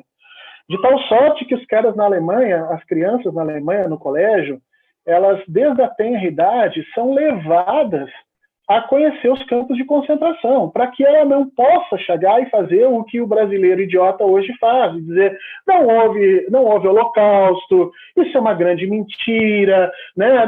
Porque você vai lá e olha, não tem, as crianças são levadas, e os alemães fizeram isso porque eles tiveram que cicatrizar uma ferida que foi dentro do país deles, quer dizer, foi uma coisa muito complexa. E quando nós terminamos isso lá pela década de 70, essas políticas de desnazificação, que elas tiveram diferenças entre vários países, mas assim, a Alemanha foi meio que modelar, se pensou, bom, nós enterramos o fascismo não existe mais. Enterramos, fechamos numa gaiola, fechamos esse bicho lá, jogamos no fundo do mar, e o que nós vamos botar para fechar essa gaiola? Uma coisa chamada direitos humanos. Então eu crio uma coisa chamada direitos humanos, e ela é um cadeado para fechar o fascismo. Então, assim, no momento em que os direitos humanos estão valendo, o fascismo não cresce. Não é à toa que o fascismo retornou no mundo, o neofascismo retornou no mundo exatamente junto com a erosão dos valores democráticos e dos direitos humanos. Né? Essas duas coisas estão profundamente ligadas e a gente tem que atentar para elas. Então, quando esse neofascismo aparece, as pessoas simplesmente não sabem do que se trata, literalmente, não é erro. Mas quando eu pensei no curso, eu pensei porque estava todo mundo falando de fascismo, e inclusive eu falo de fascismo desde 2014, eu não falo de agora, 2014 você vai achar texto meu dizendo para as pessoas, isso que está acontecendo é fascismo. Porque quando você chega numa grande manifestação, como foi em 2013, e as pessoas dizem que não pode levar bandeira de partido, isso é fascismo. Porque uma das primeiras características do fascismo é a negação da política como forma e ferramenta de resolver as divergências e diferenças que nós temos de pensamento em sociedade. A política ela é uma das principais ferramentas que permite que nós vivamos sem nos matar, Conde. Porque assim, eu tenho um time, você tem outro, eu gosto de um tipo de comida, você gosta de outro, eu gosto de um tipo de música, você gosta de outro, eu ando por um lugar, você gosta... E se não houver uma forma de nós chegarmos a uma convivência pacífica em que cada decisão que nós venhamos a tomar não signifique colocar a nossa vida em risco, nós não vamos conseguir crescer como sociedade. A política faz isso. E o que o fascismo faz? Ele simplesmente anula a política, ele criminaliza a política. E aí, lá em 2013, quando aqueles protestos começaram e as pessoas começaram a dizer bandeira do PT não pode, bandeira do PCdoB não pode, bandeira do PSOL não pode, bandeira de não sei o que não pode. Opa, quando eu comecei a olhar aquilo, eu disse, eu conheço um movimento social, um movimento político, que se dizia apolítico, né? Que se dizia nacionalista pelo país e que não deixava a política entrar, que era o fascismo. E eu comecei a juntar as pecinhas e ver que tudo que a gente tinha estudado, como funcionava no período do século XX, estava acontecendo no Brasil, e comecei a chamar a atenção. E eu me lembro que teve até professor de filosofia, doutor na USP, colunista da Folha de São Paulo, que entrou em discussão comigo na época, pelas redes sociais, me chamando de ignorante, porque eu estava usando o termo fascismo de forma louca, translocada, não sei o quê. Aí, quando esse mesmo professor veio a Brasília recentemente para dar uma palestra sobre fascismo, eu estava sentado lá na frente. Eu olhei para ele, e aí, tudo bom? Como é que tu tá? Ah, Fernando! Ah, tu tinha razão. Eu digo, filha da puta, né? Agora, depois que passou a carruagem, todo mundo diz que é fascismo. Mas a gente fica falando, Conde, isso é que me preocupa, a gente fica falando e não sabe o que é. A própria esquerda não sabe o que é fascismo, entendeu? Quando eu acho, sem querer te interromper, e assim, só para fazer uma observação, porque eles chamam tudo de comunista, né? Esse setor. E, de repente, eu me vejo todo mundo falando também fascismo para lá, fascismo para cá, fica esvaziado semanticamente, né? Precisa fazer uma arrumação. Voltando aí. Isso é o processo que é uma outra característica dos momentos de fascismo, né? Que é a erosão do centro. Se você olhar sociedades em que exista uma certa tranquilidade política, quanto mais no centro do espectro político, maior o número de votos, né? Por quê? Porque os eleitores, isso é o que eles chamam de democracia lida de uma forma economicista, né? Então, quanto mais nos cantos, quanto mais extremos são os pensamentos, menos gente disposta a aderir àquilo ali, ou seja, a dar aquilo que aqueles extremos exigem, você vai encontrar. Então, você encontra uma estrutura de voto em países saudáveis, com as instituições funcionando e tal, em que os partidos de centro vão ter a maior quantidade dos votos. Quando nós estamos num sistema fascista, nós encontramos exatamente o contrário. Os extremos se fortalecem e o centro se erode, que é o que nós vemos no Brasil hoje, né? Quem são os partidos de centro, na realidade, de centro-direita, centro-esquerda, que simplesmente sumiram? PDT e PSDB. O esquema, o escopo de voto de PDT e PSDB, PDT pela centro-esquerda e o PSDB por uma centro-direita, sumiram. O PSDB foi parar lá na direita, o PDT fica puxando uma vela ali no meio do caminho sem saber exatamente para que lado vai, né? E eles vão empurrando as pessoas. E a gente, para poder fazer resistência, a gente vai sendo empurrado por um dos polos. Essa é uma característica de uma sociedade em processo de fascistização. E aí, porque nós não sabemos exatamente o que é fascismo, a gente acaba usando o fascismo como um tijolo, o termo fascismo como um tijolo que a gente joga no outro, né? Então, algumas pessoas acham assim, todo mundo que é de direita é fascista. Não. Você tem os neoliberais, você tem os conservadores, você tem uma série de espectros ali no meio. Agora, dá para se reconhecer muito claramente um fascista. Ele tem algumas características que você pode chegar e dizer, não, isso aqui nós estamos já no espectro do fascismo, né? E a gente só tem que tomar cuidado com isso, porque quando a gente vai usando demais, sem saber exatamente como fazer, a gente perde a força que o termo tem. Assim como eles fazem para a ideia de comunismo, né? Porque o Lula é comunista, nunca na vida foi e provavelmente nunca na vida será, entendeu? Eu me pergunto se Manuela Dávila é comunista, entendeu? Porque eu vi falas dela dizendo assim, não, o comunismo do século XXI ele é diferente do comunismo do século XX, e aí você começa a dizer, diferente em que sentido? Né? Então, mas virou um rótulo para todo mundo, né? Sérgio Moro virou comunista agora, né? Sérgio Moro, Felipe Neto é comunista, então assim, todo mundo virou comunista. E a gente, para se defender desse absurdo, para nós todo mundo vira fascista, entendeu? Então o cara olha para o Dória é fascista. Não, o Dória é um aproveitador. Ah, e o Trump é fascista? Não, o Trump é um aproveitador. Fascista hoje no mundo é Bolsonaro, é o Victor Orbán, entendeu? É o Salvini na Itália. Você tem algumas criaturas não é só, inclusive, desculpa, Fernando, porque a fala do Celso de Mello, há uma semana atrás, dizendo que o governo flertava com a República de Weimar, aquilo foi intenso aquilo lá, né? O decano do STF, que sempre teve um trato, né, super delicado, foi surpreendente. e extrapola um pouco nesse sentido o conceito de fascismo, quer dizer, é nazismo, porque diante da pandemia, ter esse tratamento com o Ministério da Saúde, com cloroquina, com experimentos, e aí você vê uma diferenciação com o nazismo? Como é que é isso para você? Fascismo, nazismo e Bolsonaro? Aí tu entra numa questão técnica que é assim, se você perguntar para um historiador alemão, o nazismo é completamente diferente do fascismo, porque ele é alemão, então ele vai dizer que não dá para confiar. Se você perguntar para um historiador italiano, né, ele vai dizer que o nazismo é uma forma que viveu do fascismo. Se você perguntar para o historiador alemão ou historiador italiano o que é o governo brasileiro hoje, eles vão dizer que é qualquer coisa menos nazismo e fascismo, porque nazismo e fascismo é uma coisa de europeus e não do resto do mundo. Você entendeu que é uma briga aí para dizer, não, até os meus filhos da puta são mais filhos da puta do que os de vocês, entendeu? Vocês não têm direito a ter isso. Então, eu tenho contato com um professor que é especialista nisso, o professor Manuel Loff, lá em Portugal, que é uma pessoa, inclusive a gente está tratando de fazer alguns trabalhos juntos. Ele me escreveu um e-mail, pena que eu não posso publicar aquele e-mail, mas ele escreveu um e-mail para mim recentemente com uma análise onde ele diz com todas as letras, assim, o que vocês vivem no Brasil é uma estrutura fascista e vai levar a isso. Eu queria publicar aquilo porque não sou eu dizendo, entendeu? Porque senão, o Fernando é petista, porque o Fernando não serve. Não, chega um momento, quando você fala sobre o objeto que você conhece, a tua postura política, ela subsume um pouco nessa questão técnica. Então, assim, nós vivemos já há um bom tempo uma estrutura fascista e assim, todos os passos foram dados, todos os passos estão seguindo exatamente o que nós vimos na Europa. Por exemplo, quando o Bolsonaro leva a facada e se coloca como vítima, a gente vai ver exatamente a mesma coisa acontecendo na Itália, quando o assassinato do parlamentar italiano Matteotti, que o Mussolini vai para o parlamento dizer que ele é o responsável pelo assassinato, mas ele não está dizendo que ele é responsável porque ele matou, ele está dizendo que ele é o líder e que vai assumir a culpa porque qualquer coisa que os outros tenham feito. Há o processo de vitimização, há o processo de se colocar como um amparo da nação, a gente está vendo todos os passos acontecerem. Há a erosão paulatina dos valores democráticos, há os processos de agressão ao parlamento, há a aproximação com as forças autoritárias latentes nas forças armadas, porque nem todo mundo que apoia o Bolsonaro é fascista, mas todo autoritário está apoiando, por quê? Porque nesse momento os objetivos são comuns.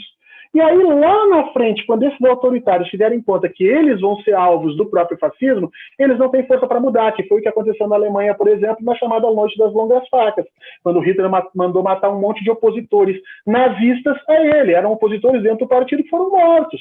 Então, assim, quando o Bolsonaro se viu livre do Moro, foi isso que aconteceu, né? E isso vai andando, daqui a pouquinho, vai começar mais gente sendo morta, sendo colocada para fora. Por quê? Porque o fascismo não admite dividir poder com absolutamente ninguém. Toda hora o Bolsonaro está dizendo isso. Sou eu que mando. Aliás, ele escolhe ministros baseado na ideia de que os ministros não têm nenhum tipo de autonomia. Vai todo mundo se submeter a ele. E quando o cara tem alguma autonomia, aí ele coloca para fora.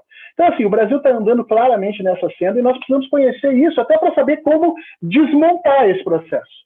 Perfeitamente. Fernando Horta, deixa eu colocar aqui, eu quero colocar mais uma vez aqui o card do curso que você está oferecendo, para anunciar para as pessoas aqui. Estamos com um público muito bom aqui no canal do Conde. Peço, inclusive, inscrições para o canal do Conde. Se você está vindo aqui pela primeira vez, não está inscrito no canal, vamos se inscrever e vamos compartilhar essa entrevista sensacional. Vocês estão tendo a oportunidade de ter aqui um grande historiador, uma figura que está há um bom tempo participando do debate público brasileiro, nesse debate que às vezes fica muito capenga, né, Fernando? Eu vejo uma impossibilidade, quer dizer, as pessoas, inclusive com o jornalismo tradicional, né, e às vezes o progressista ficam martelando na mesma tecla o tempo todo e não abre esse leque para a gente poder pensar um pouco mais o que está acontecendo no Brasil. Aqui, Decifrando o Fascismo, curso online com o professor Fernando Horta. E, Fernando, só me diz uma coisa, eu ia perguntar para você, essa gravura aqui do fundo é muito interessante, é um quebra-cabeça, eu tentei procurar na internet, não achei. Isso é a Alemanha, né? Está aqui os banners nazistas, né? Fala um pouquinho para a gente disso aqui, só para a gente deixar claro aqui para o nosso leitor, para o nosso internauta, do curso que você está oferecendo. O fascismo, né, e eu me coloco dentro daqueles que acham que o nazismo é também fascista, então a gente coloca num grande grupo, né, esses regimes fascistas, Mas o fascismo, ele é um fenômeno complexo, ou seja, a gente pode explicar ele pela história, pela sociologia, pela ciência política, pela psicologia. Então, essa gravura, ela representa exatamente esse monte de pecinhas que nós precisamos para compreender o fascismo, entendeu? Então, quando a gente vai olhar a produção a respeito disso, a gente vai ver que, inicialmente, a produção é marxista. E aí você tentar explicar o fascismo apenas como uma luta de classe, fica faltando coisa. Porque você não consegue explicar como é que aquela senhora que cuidou de gatos a vida inteira, que é tão querida, né, que ela dava bolinho para as pessoas na rua, como é que de uma hora para outra ela vira um monstro a defender o açoite e a morte de fulano, beltrano, né, de crianças que roubam o celular serem mortas na esquina. As pessoas não conseguem entender isso. Quer dizer, como é que uma pessoa pacata, como é que a minha avó, a minha mãe, a minha tia, né, que eram pessoas que eu convivi a vida inteira, de repente passaram a defender esse absurdo de deixar morrer 40 mil pessoas e ainda defender a ideia de que tem que ir lá bater nos médicos, os médicos estão mentindo sobre cloroquina. Invadir o hospital, né? Exato. As pessoas ficam me perguntando assim, Fernando, como é que essas pessoas se transformam? Por isso que o fascismo é um fenômeno complexo, porque nós temos que conhecer a parte política dele, a parte sociológica dele, a parte psicológica dele, a parte histórica, a parte estética, porque é essencial para os regimes fascistas o ataque à educação, o ataque às artes, o ataque ao jornalismo, o ataque à comunicação. Isso é parte do processo de organização fascista, né? E nós temos que trabalhar cada uma dessas coisas. Então, a imagem, a ideia era essa, era uma série de pecinhas que você, juntando, acaba organizando. E a foto que vem de trás é uma foto do Terceiro Reich. O Terceiro Reich, quando ele vai se organizando, o Terceiro Reich é o nome que a gente dá, que o próprio Hitler deu para o período em que ele governou na Alemanha, né? Então, o Terceiro Reich, e quando ele se organiza num processo, no final, você via imensas quantidades de pessoas arregimentadas, com o Hitler dando lá na frente os seus discursos. Era uma coisa impressionante, porque as pessoas não estavam ali civilmente ouvindo um discurso. As pessoas estavam arregimentadas, em forma militar. Se não eram militares, eram paramilitares que estavam vivendo daquela forma. E isso se alastrou na Alemanha de tal sorte que a Alemanha quase venceu a Segunda Guerra, gente.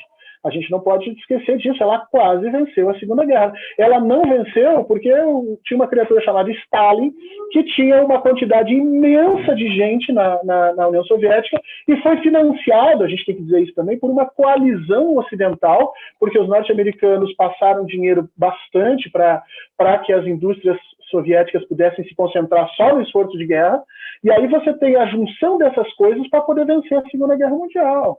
Então, a gente não está brincando nisso. Eu sempre, quando vejo os vídeos do Átila Yamarino, né? Ele explicando lá a curva exponencial do vírus e dando aqueles cagaços que ele dá na gente, dizendo assim, agora vai morrer não sei quanto, que diz assim, caraca, e na semana seguinte morre aquela quantidade de gente que ele disse que morreu. Aquilo é ciência. Quando ele mostra aquilo, eu brinco com as pessoas, vocês estão preocupados com a curva exponencial do vírus, mas tem a curva exponencial do fascismo, que vocês não estão entendendo. O STF já está fazendo live para pedir, pelo amor de Deus, para não darem um golpe. Quer dizer, hoje você teve 20 pessoas na esplanada, aqui em Brasília, sendo lideradas por uma criatura, aquela tal da Sara, não sei do que lá, completamente desnorteada, e eles simplesmente conseguiram fazer o barulho de ameaçar o Congresso. Você tem noção do que significa isso? Quando os trabalhadores foram agredidos na CLT, que foram tirados todos os direitos, não se fez um estrondo como esse grupo está fazendo. Isso é o fascismo. É o fascismo com rede social e Twitter, que é uma coisa ainda mais explosiva, né? O que eles fazem, né? A Sarah Winter lá, que hoje quase que invadiu lá o Congresso, parece que a polícia estourou ali aquele movimento que estava ali acampado em Brasília, né? Deles, né? E é por isso que eles foram, inclusive, para o Congresso, tentar invadir lá. Mas eles fazem aquela manifestação absolutamente inacreditável, com aquela estética da Ku Klux Klan, você deve ter visto. Fizeram de noite lá com tochas, em plena explosão de protestos antirracistas nos Estados Unidos. Eu ainda vou perguntar sobre isso para você. Ela faz aquilo, 30 pessoas. Aí você tem 50 mil compartilhamentos no Twitter. Quer dizer, é disso que se trata. Inclusive, mudou. Acho que esse protocolo da manifestação de rua, que a esquerda também precisa se adaptar a essas coisas. Agora tendo de fazer movimentos menores, mas utilizar as redes sociais também como uma forma de propagação de uma resistência. Só uma correção, Conde, só uma correção. A estética dela não é da Ku Klux Klan, a estética dela é de uma coisa chamada Marcha das Tochas. Tu coloca aí no Twitter, o nosso internauta pode colocar a Marcha das Tochas na Alemanha nazista. Se você colocar isso, você vai ver o que é aquela estética. Aquela estética é totalmente nazistizante, entendeu? Uhum. Eu achava que tinha a ver com aquelas... Enfim, eles não usavam máscaras, né? A Sarah Winter não usou perfeitamente, muito bem explicado. Eles usam muito isso, né? Essa coisa do símbolo nazista, beber o copo de leite durante a live. Mas todo o nazismo e o fascismo são simbólicos. A marcha sobre Roma, por exemplo, que é o que leva o Mussolini a ser primeiro-ministro, era uma coisa ridícula. O número era ridículo de pessoas, não tinha condição nenhuma de chegar lá. Aquilo tudo foi uma imensa jogada de propaganda. Agora, a gente tem que tomar cuidado. É uma propaganda, sim. É uma simbolização, é. Mas o problema é que, assim como hoje nós temos 50 mil compartilhamentos desse negócio, naquela época tinha uma quantidade imensa de pessoas que também apoiavam aquilo ali. Só lhes faltava era coragem de botar o pé na rua e fazer o que eles estão fazendo. E é isso que o fascismo joga. Ele representa as pessoas, e por isso que o Bolsonaro tem tanto apoio, porque ele faz exatamente o que os seus apoiadores gostariam que ele fizesse. Se amanhã o Bolsonaro, por exemplo, começar a chegar e dizer, não, gente, olha, vamos parar com esse papo de fechar o STF, isso aí não é o nosso caminho, ele cai, você entendeu? Porque há uma relação entre ele e as massas em que ele tem que fazer o que as massas querem, senão ele cai. Agora, ele fez um tweet nesses dias defendendo a liberdade de imprensa, fazendo uma defesa ali, que uma jornalista da Globo foi ameaçada, não sei se você viu essa notícia, entrou na Globo, um sujeito que queria ver a Renata Vasconcelos de qualquer jeito, sequestrou ali, ficou uma tensão muito grande. O Bolsonaro fez um tweet em defesa da liberdade de imprensa, tudo mais. E ele também fez um tweet, um pouco antes, celebrando a Força Expedicionária Brasileira na Itália e fazendo uma menção aos soldados brasileiros que eram negros e brancos e que havia ali a força da multirracialidade brasileira tinha vencido a guerra. Ele fez uma inflexão estranha, perigosa. Não sei se você chegou a ver isso, se isso é evidentemente um blefe ou se o Anonymous hackeou a conta do Bolsonaro. Você viu isso? Não, eu vi, mas assim, Conde, a gente tem que tomar cuidado, que o fascismo ele vive disso, o fascismo vive do processo de ressignificação, né? Eu falo bergamota, você não sabe o que é bergamota, ou sabe o que é uma bergamota? Não, né? Agora, se eu te perguntar o que é mexerica, você sabe o que é? Sabe? Bergamota é o nome da mexerica lá no sul, entendeu? Então, as mesmas coisas têm palavras diferentes. E, às vezes, a mesma palavra significa coisas diferentes. A liberdade de expressão do Bolsonaro não é a mesma coisa que nós defendemos. A liberdade de expressão do Bolsonaro é a Sarah Winter poder chamar o ministro do STF de filha da puta, canalha sem vergonha, de arrombado, e não acontecer nada. Agora, se hoje um policial civil resolver pegar a foto do Bolsonaro e encher de tiro, como fizeram com a foto da Dilma naquela época, imediatamente o Bolsonaro vai arruinar com a vida dele.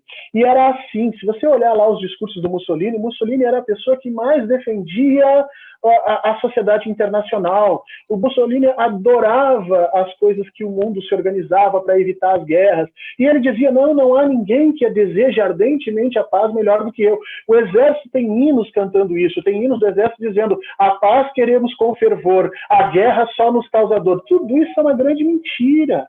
O objetivo deles é disputar as narrativas. Então o Bolsonaro sabe, estão dizendo que eu sou fascista. Como é que eu dou para a minha população argumentos para eles repelirem isso? Eu vou lá e faço um tweet enaltecendo quem realmente lutou contra o fascismo, que é a Força Expedicionária Brasileira. Ah, estão dizendo que eu sou racista. Como é que eu faço para disputar essa narrativa? Ah, eu vou lá e digo, como o Exército diz, e diz em todo momento, que no Exército não tem esse negócio de branco nem negro, todos são iguais. Se você perguntar para um comandante militar, eles vão dizer isso. Agora, se você pegar um número de generais que são negros, de coronéis que são negros, você vai ver o absurdo que é o Exército. Isso é pura e simplesmente disputa de narrativa. E se você não conhece efetivamente o que é o fascismo, você cai. Entendeu? Você acha que, de repente, não, porra, que coisa louca. A mesma coisa em relação ao nacionalismo. As pessoas dizem assim para mim, não, Bolsonaro não pode ser fascista porque o fascismo era nacionalista. E o Bolsonaro está vendendo o Brasil. Cara, eu concordo. Desculpa, pode complementar. Não, eu concordo, só que o conceito de nacionalismo é diferente para mim, para você e para o Bolsonaro. Então, um pouco disso a gente vai tratar no curso. As pessoas vão entender que essa guerra de narrativas é essencial. E nós estamos perdendo. E aqui eu vou retomar uma pessoa que eu comecei a seguir há pouco tempo, que é o tal do Felipe Neto. Faz pouco tempo que eu comecei a seguir, porque eu digo, eu tenho que entender o que esses caras estão pensando. E o Felipe Neto ele disse uma coisa esses dias que é muito real. Ele disse assim, olha, nós estamos perdendo a guerra de narrativa para esses caras. Nós estamos perdendo, e nós estamos perdendo mesmo. Por quê? Porque nós não conhecemos o que é o fascismo. Infelizmente, isso é verdade. E porque eu acho que também a esquerda tem aquele velho pudor também. Falando, não vou usar a linguagem para ganhar espaço, simplesmente. Né? Porque é isso que eles fazem, né? Tem uma relação mais inocente, justamente que permeia essa análise que você fez de os governos do PT não produzirem uma contrapartida ideológica nas escolas militares para poder constituir um novo tecido, uma nova compreensão e não deixar as Forças Armadas se dissolverem depois ali com relação ao que estava sendo feito nos governos, quer dizer, não entenderem, não absorverem o que estava sendo feito de bom ali para a valorização das forças. Vamos avançar, deixa eu ler aqui a última rodada no bate-papo, para a gente fazer o último bloco aqui. Deixa eu ver aqui por onde eu começo. Deise Ribeiro, para mim, tudo é suspeito. Cássia Greco dizendo, atacar o fascismo não é simples e não dá para suavizar. Fernando, grande abraço. Volta do ao medo de perder da esquerda. A atual frente, somos 70%, um reflexo dessa forma de agir. Está meio truncado aqui, como é que é? Deixa eu tentar refazer aqui. A volta do medo de perder da esquerda, a atual frente, somos 70%, um reflexo dessa forma de agir. Eu não perguntei ainda para você dessa questão da frente ampla. Vamos lá rapidamente, para não estender muito, que a gente já está estourando aqui todo o tempo. Eu queria te perguntar ainda sobre a derrubada de monumentos pelo mundo, você como historiador de poder, sobre os protestos antirracistas nos Estados Unidos, basicamente isso. Quer dizer, sobre essa questão da frente ampla no Brasil, o que você diria? Você fez um artigo muito preciso sobre isso, eu concordo demais com você, quero ouvir de você. Parece que é uma marca, né? Essa coisa, todo mundo se preparando para o day after do Bolsonaro, todos envergonhados, tentando atrair a esquerda para ficar com aquele carimbo de estamos do lado certo e depois todo mundo vai para o seu lado, né? Como é que é isso para você? Estamos juntos, 70%? Fala, Fernando. Pois isso também aconteceu igualzinho no Entre Guerras. Igualzinho. O que acontece no Entre Guerras? Havia uma disputa lá entre os conservadores e os socialistas, isso na Alemanha e na Itália. Os socialistas passam a ganhar vantagem nas eleições em função das crises econômicas, a população começa a perceber que só pela democracia muda. Aí você tem o grande capital inteiro financiando Mussolini, Hitler e os outros indivíduos ali próximos que também são proto- ou pré-fascistas. Todos eles começam a receber dinheiro das empresas, do grande capital, dos bancos, da mídia. Por quê? Porque eles entendiam que os fascistas e os nazistas eram o mal menor. Isso aconteceu igualzinho no Brasil. Na hora de haver a eleição entre Haddad e Bolsonaro, quem é que era o mal menor? Bolsonaro. Bolsonaro é o mal menor, o Haddad não pode. Então essa elite toda, esse grande capital todo, ficou do lado do Bolsonaro. A gente viu isso, Vera Magalhães, que hoje se esgarça lá, gritando contra o Bolsonaro, apertou 17 lá apertou 17, tirou fotinho. Se duvidar, tirou fotinho com a arma, entendeu? No negócio. Você tem lá Luciano Huck, que hoje esposa de bom menino, apertou 17, fez campanha, entendeu? Então, e aí o que acontece? Quando esses caras se dão conta de que o mal menor, em realidade, cresceu e que está ameaçando engolir todo mundo, porque agora o Bolsonaro diz assim, eu vou fechar a Globo, e sinceramente o cara da Globo está cagado de medo, por quê? Porque a esquerda não vai mover um dedo para defender que a Globo não seja fechada, vamos falar sério. eu não vou. Ah, mas a liberdade de expressão vai pra puta que pariu, entendeu? Se for fechar o 247, eu tô lá na frente quebrando o pau. GGN, agora vai fechar a Globo, eu vou dizer, olha, eu tô com uma tendinite aqui, cara, não vai dar pra ir, infelizmente. Né? E aí a Globo se pergunta, quem é que me defende? Ninguém, essa é a realidade. Aí os caras começaram a se dar conta. Luciano Huck se deu conta, entendeu? Aécio Neves, Dória se deu conta. Aí quando esses caras todos se dão conta, eles começam a pedir ajuda. Mas como é que eles pedem ajuda? Eles não pedem ajuda dizendo assim, gente, erramos, fizemos merda, vamos agora se juntar. Não, eles pedem ajuda fazendo hashtag, somos 70%. São eles pedindo ajuda para nós, dizendo assim, pelo amor de Deus, vamos nos unir porque nós não estamos conseguindo encarar a coisa. Só que eu vou te dizer uma coisa, Conde, sinceramente, o povo brasileiro, você falou antes lá atrás que o povo brasileiro tinha uma característica, eu acho que a característica do povo brasileiro é a resiliência. O indivíduo que viveu no Nordeste, aquela seca que sobreviveu, o cara que mora no Rio Grande do Sul e vive naquele clima cachorro, que aquilo ali é para cavalo, num dia tá 3 graus, no outro dia tá 36, os caras que vivem no Rio de Janeiro o dia inteiro, sem saber se na próxima esquina tu vai encontrar um PM que vai te dar bom dia ou vai te dar um tiro, esse povo é um povo que aprendeu a sobreviver. Ele vai sobreviver ao Bolsonaro também. Quem não vai sobreviver ao Bolsonaro, se isso continuar acontecendo, é exatamente a Rede Globo, é exatamente esse monte de gente que hoje, médios empresários que resolveram patrocinar a candidatura do Bolsonaro, esses vão ser extintos, e são esses que estão pedindo ajuda. Eu vejo esses movimentos todos como um pedido de ajuda da elite, dizendo assim, pelo amor de Deus, nos ajudem. E aí eu acho que o Lula tem muita razão. A gente ajuda, mas vem cá, qual é o acordo? O acordo é fora Bolsonaro? Não me serve.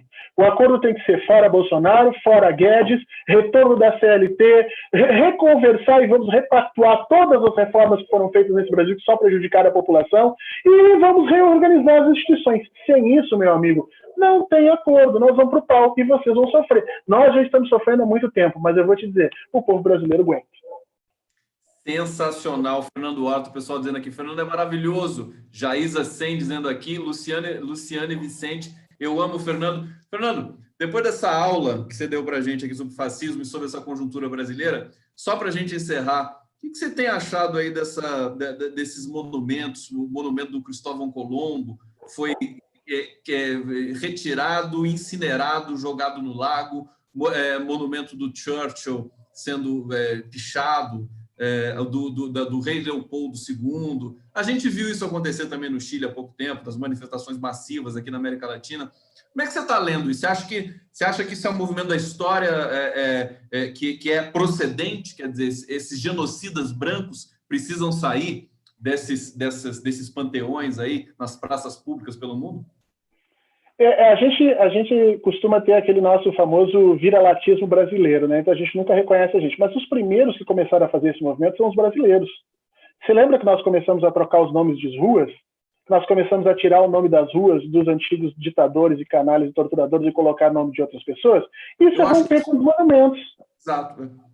É a mesma coisa, é o mesmo sentido, entendeu? Quando você dá um nome de rua, de uma praça, de um panteão, de uma ponte, para um canalha desse, você construiu um monumento. O monumento é um processo de consolidação, concretização de uma memória. A memória, ela pode ser disputada. A memória sobre as coisas. As pessoas que não conhecem história costumam dizer, não, o passado passou. Não, gente, o passado não passou. O passado está sempre passando. E sobre ele, nós temos uma série de coisas a dizer e cada geração tem coisas a agregar. Então, há disputas sobre essas memórias.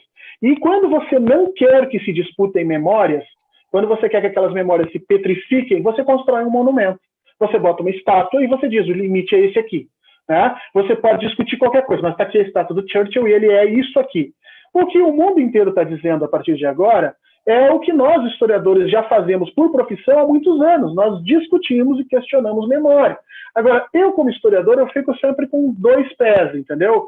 Porque, por um lado, eu saúdo essa disputa de memórias e a destruição dos símbolos que organizam a nossa sociedade. Por outro lado, eu fico com muito medo aonde isso vai chegar. Porque a gente tem que tomar cuidado, né? Hoje nós estamos caçando Cristóvão Colombo e fazendo... Quando eu destruo a imagem do Cristóvão Colombo, há ali, obviamente, um processo de ruptura com uma memória, mas há também um erro que nós chamamos na história de anacronismo. Quer dizer, você traz o Cristóvão Colombo para o tempo presente, faz um julgamento imperioso sobre ele, condena e derruba a sua estátua. Mas o Cristóvão Colombo, no seu tempo, seria esse monstro que hoje nós estamos colocando ele? E é essa a pergunta que o historiador profissional se faz e que as massas não têm a mínima obrigação de fazer. Mas esse processo de ruptura vai nos levar aonde? Tem gente achando maravilhoso, dizendo, finalmente agora nós vamos nos... E aí eu fico com muito medo, porque essas mesmas pessoas que hoje estão aplaudindo isso, aplaudiram 2013 como um processo de renovação do Brasil. Onde nós vamos parar? Onde nós vamos entrar? E não estou nem fazendo juízo de valores, dizendo que está certo ou está errado. A minha pergunta é, onde nós vamos parar nisso? Agora, nós brasileiros temos que nos trazer esse título. Nós somos os primeiros a fazer isso. Claro que timidamente, a gente estava trocando nome de rua, mas a gente foi o primeiro a romper com essas memórias. Perfeita visão técnica aqui do historiador Fernando Horta, muito, muito interessante. E eu queria, finalizando, Fernando, perguntar sobre o movimento antirracista, esse desencadear aí de uma nova onda de protestos. Inclusive, o historiador americano, como é que é o nome dele? Ele deu uma entrevista para o site Tutameia, dizendo que eram manifestações maiores que a de 68, já naquele momento, uma semana atrás. Por conta do assassinato ali do George Floyd, aquela cena terrível, que se alastrou, inclusive pela Europa também. Como é que você está vendo esse movimento nos Estados Unidos? E se você tem acompanhado, quer dizer, a pauta e o discurso dos negros americanos. Inclusive, nós temos aí também já a erosão da possível reeleição do Donald Trump, que pode remexer no tabuleiro aí do mundo todo, sobretudo aqui no Brasil, se o Bolsonaro ainda estiver lá quando o Trump for eventualmente derrotado. Fernando. A questão nos Estados Unidos é uma questão... O assassinato do George Floyd, ele é um catalisador só, né? A gente não pode achar que a causa é o assassinato. Ele é um catalisador da violência racial que existe nos Estados Unidos e é estrutural.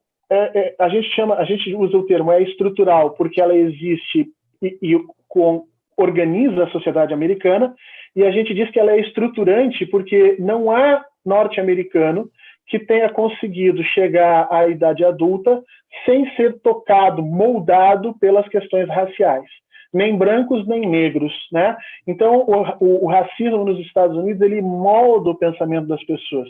Eu, quando estive lá para fazer o meu pós-doutorado, eu tive acesso a pessoas maravilhosas lá, e tem um pesquisador especificamente, o professor Aaron Schneider, que, uma vez conversando comigo, disse assim para mim, vocês no Brasil têm todo um léxico, tem toda uma quantidade de palavras para discutir classe, para discutir meios de produção, mas vocês não têm esses mesmos léxicos para discutir raça.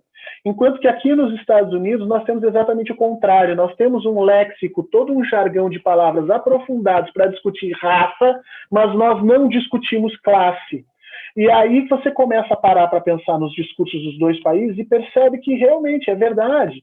E o que está acontecendo nos Estados Unidos agora é que a pressão do Donald Trump foi tão grande sobre esses processos de racialização da política, sobre essa necropolítica, né, a forma de matar e destruir essas pessoas que não eram brancas, porque vamos lembrar que no início do governo dele teve as crianças migrantes latinas que foram postas longe dos pais e morreram, inúmeras, de crianças de 2, 3, 4, 5, 7 anos sendo afastadas dos pais e sendo mortas, morrendo na mão do Estado.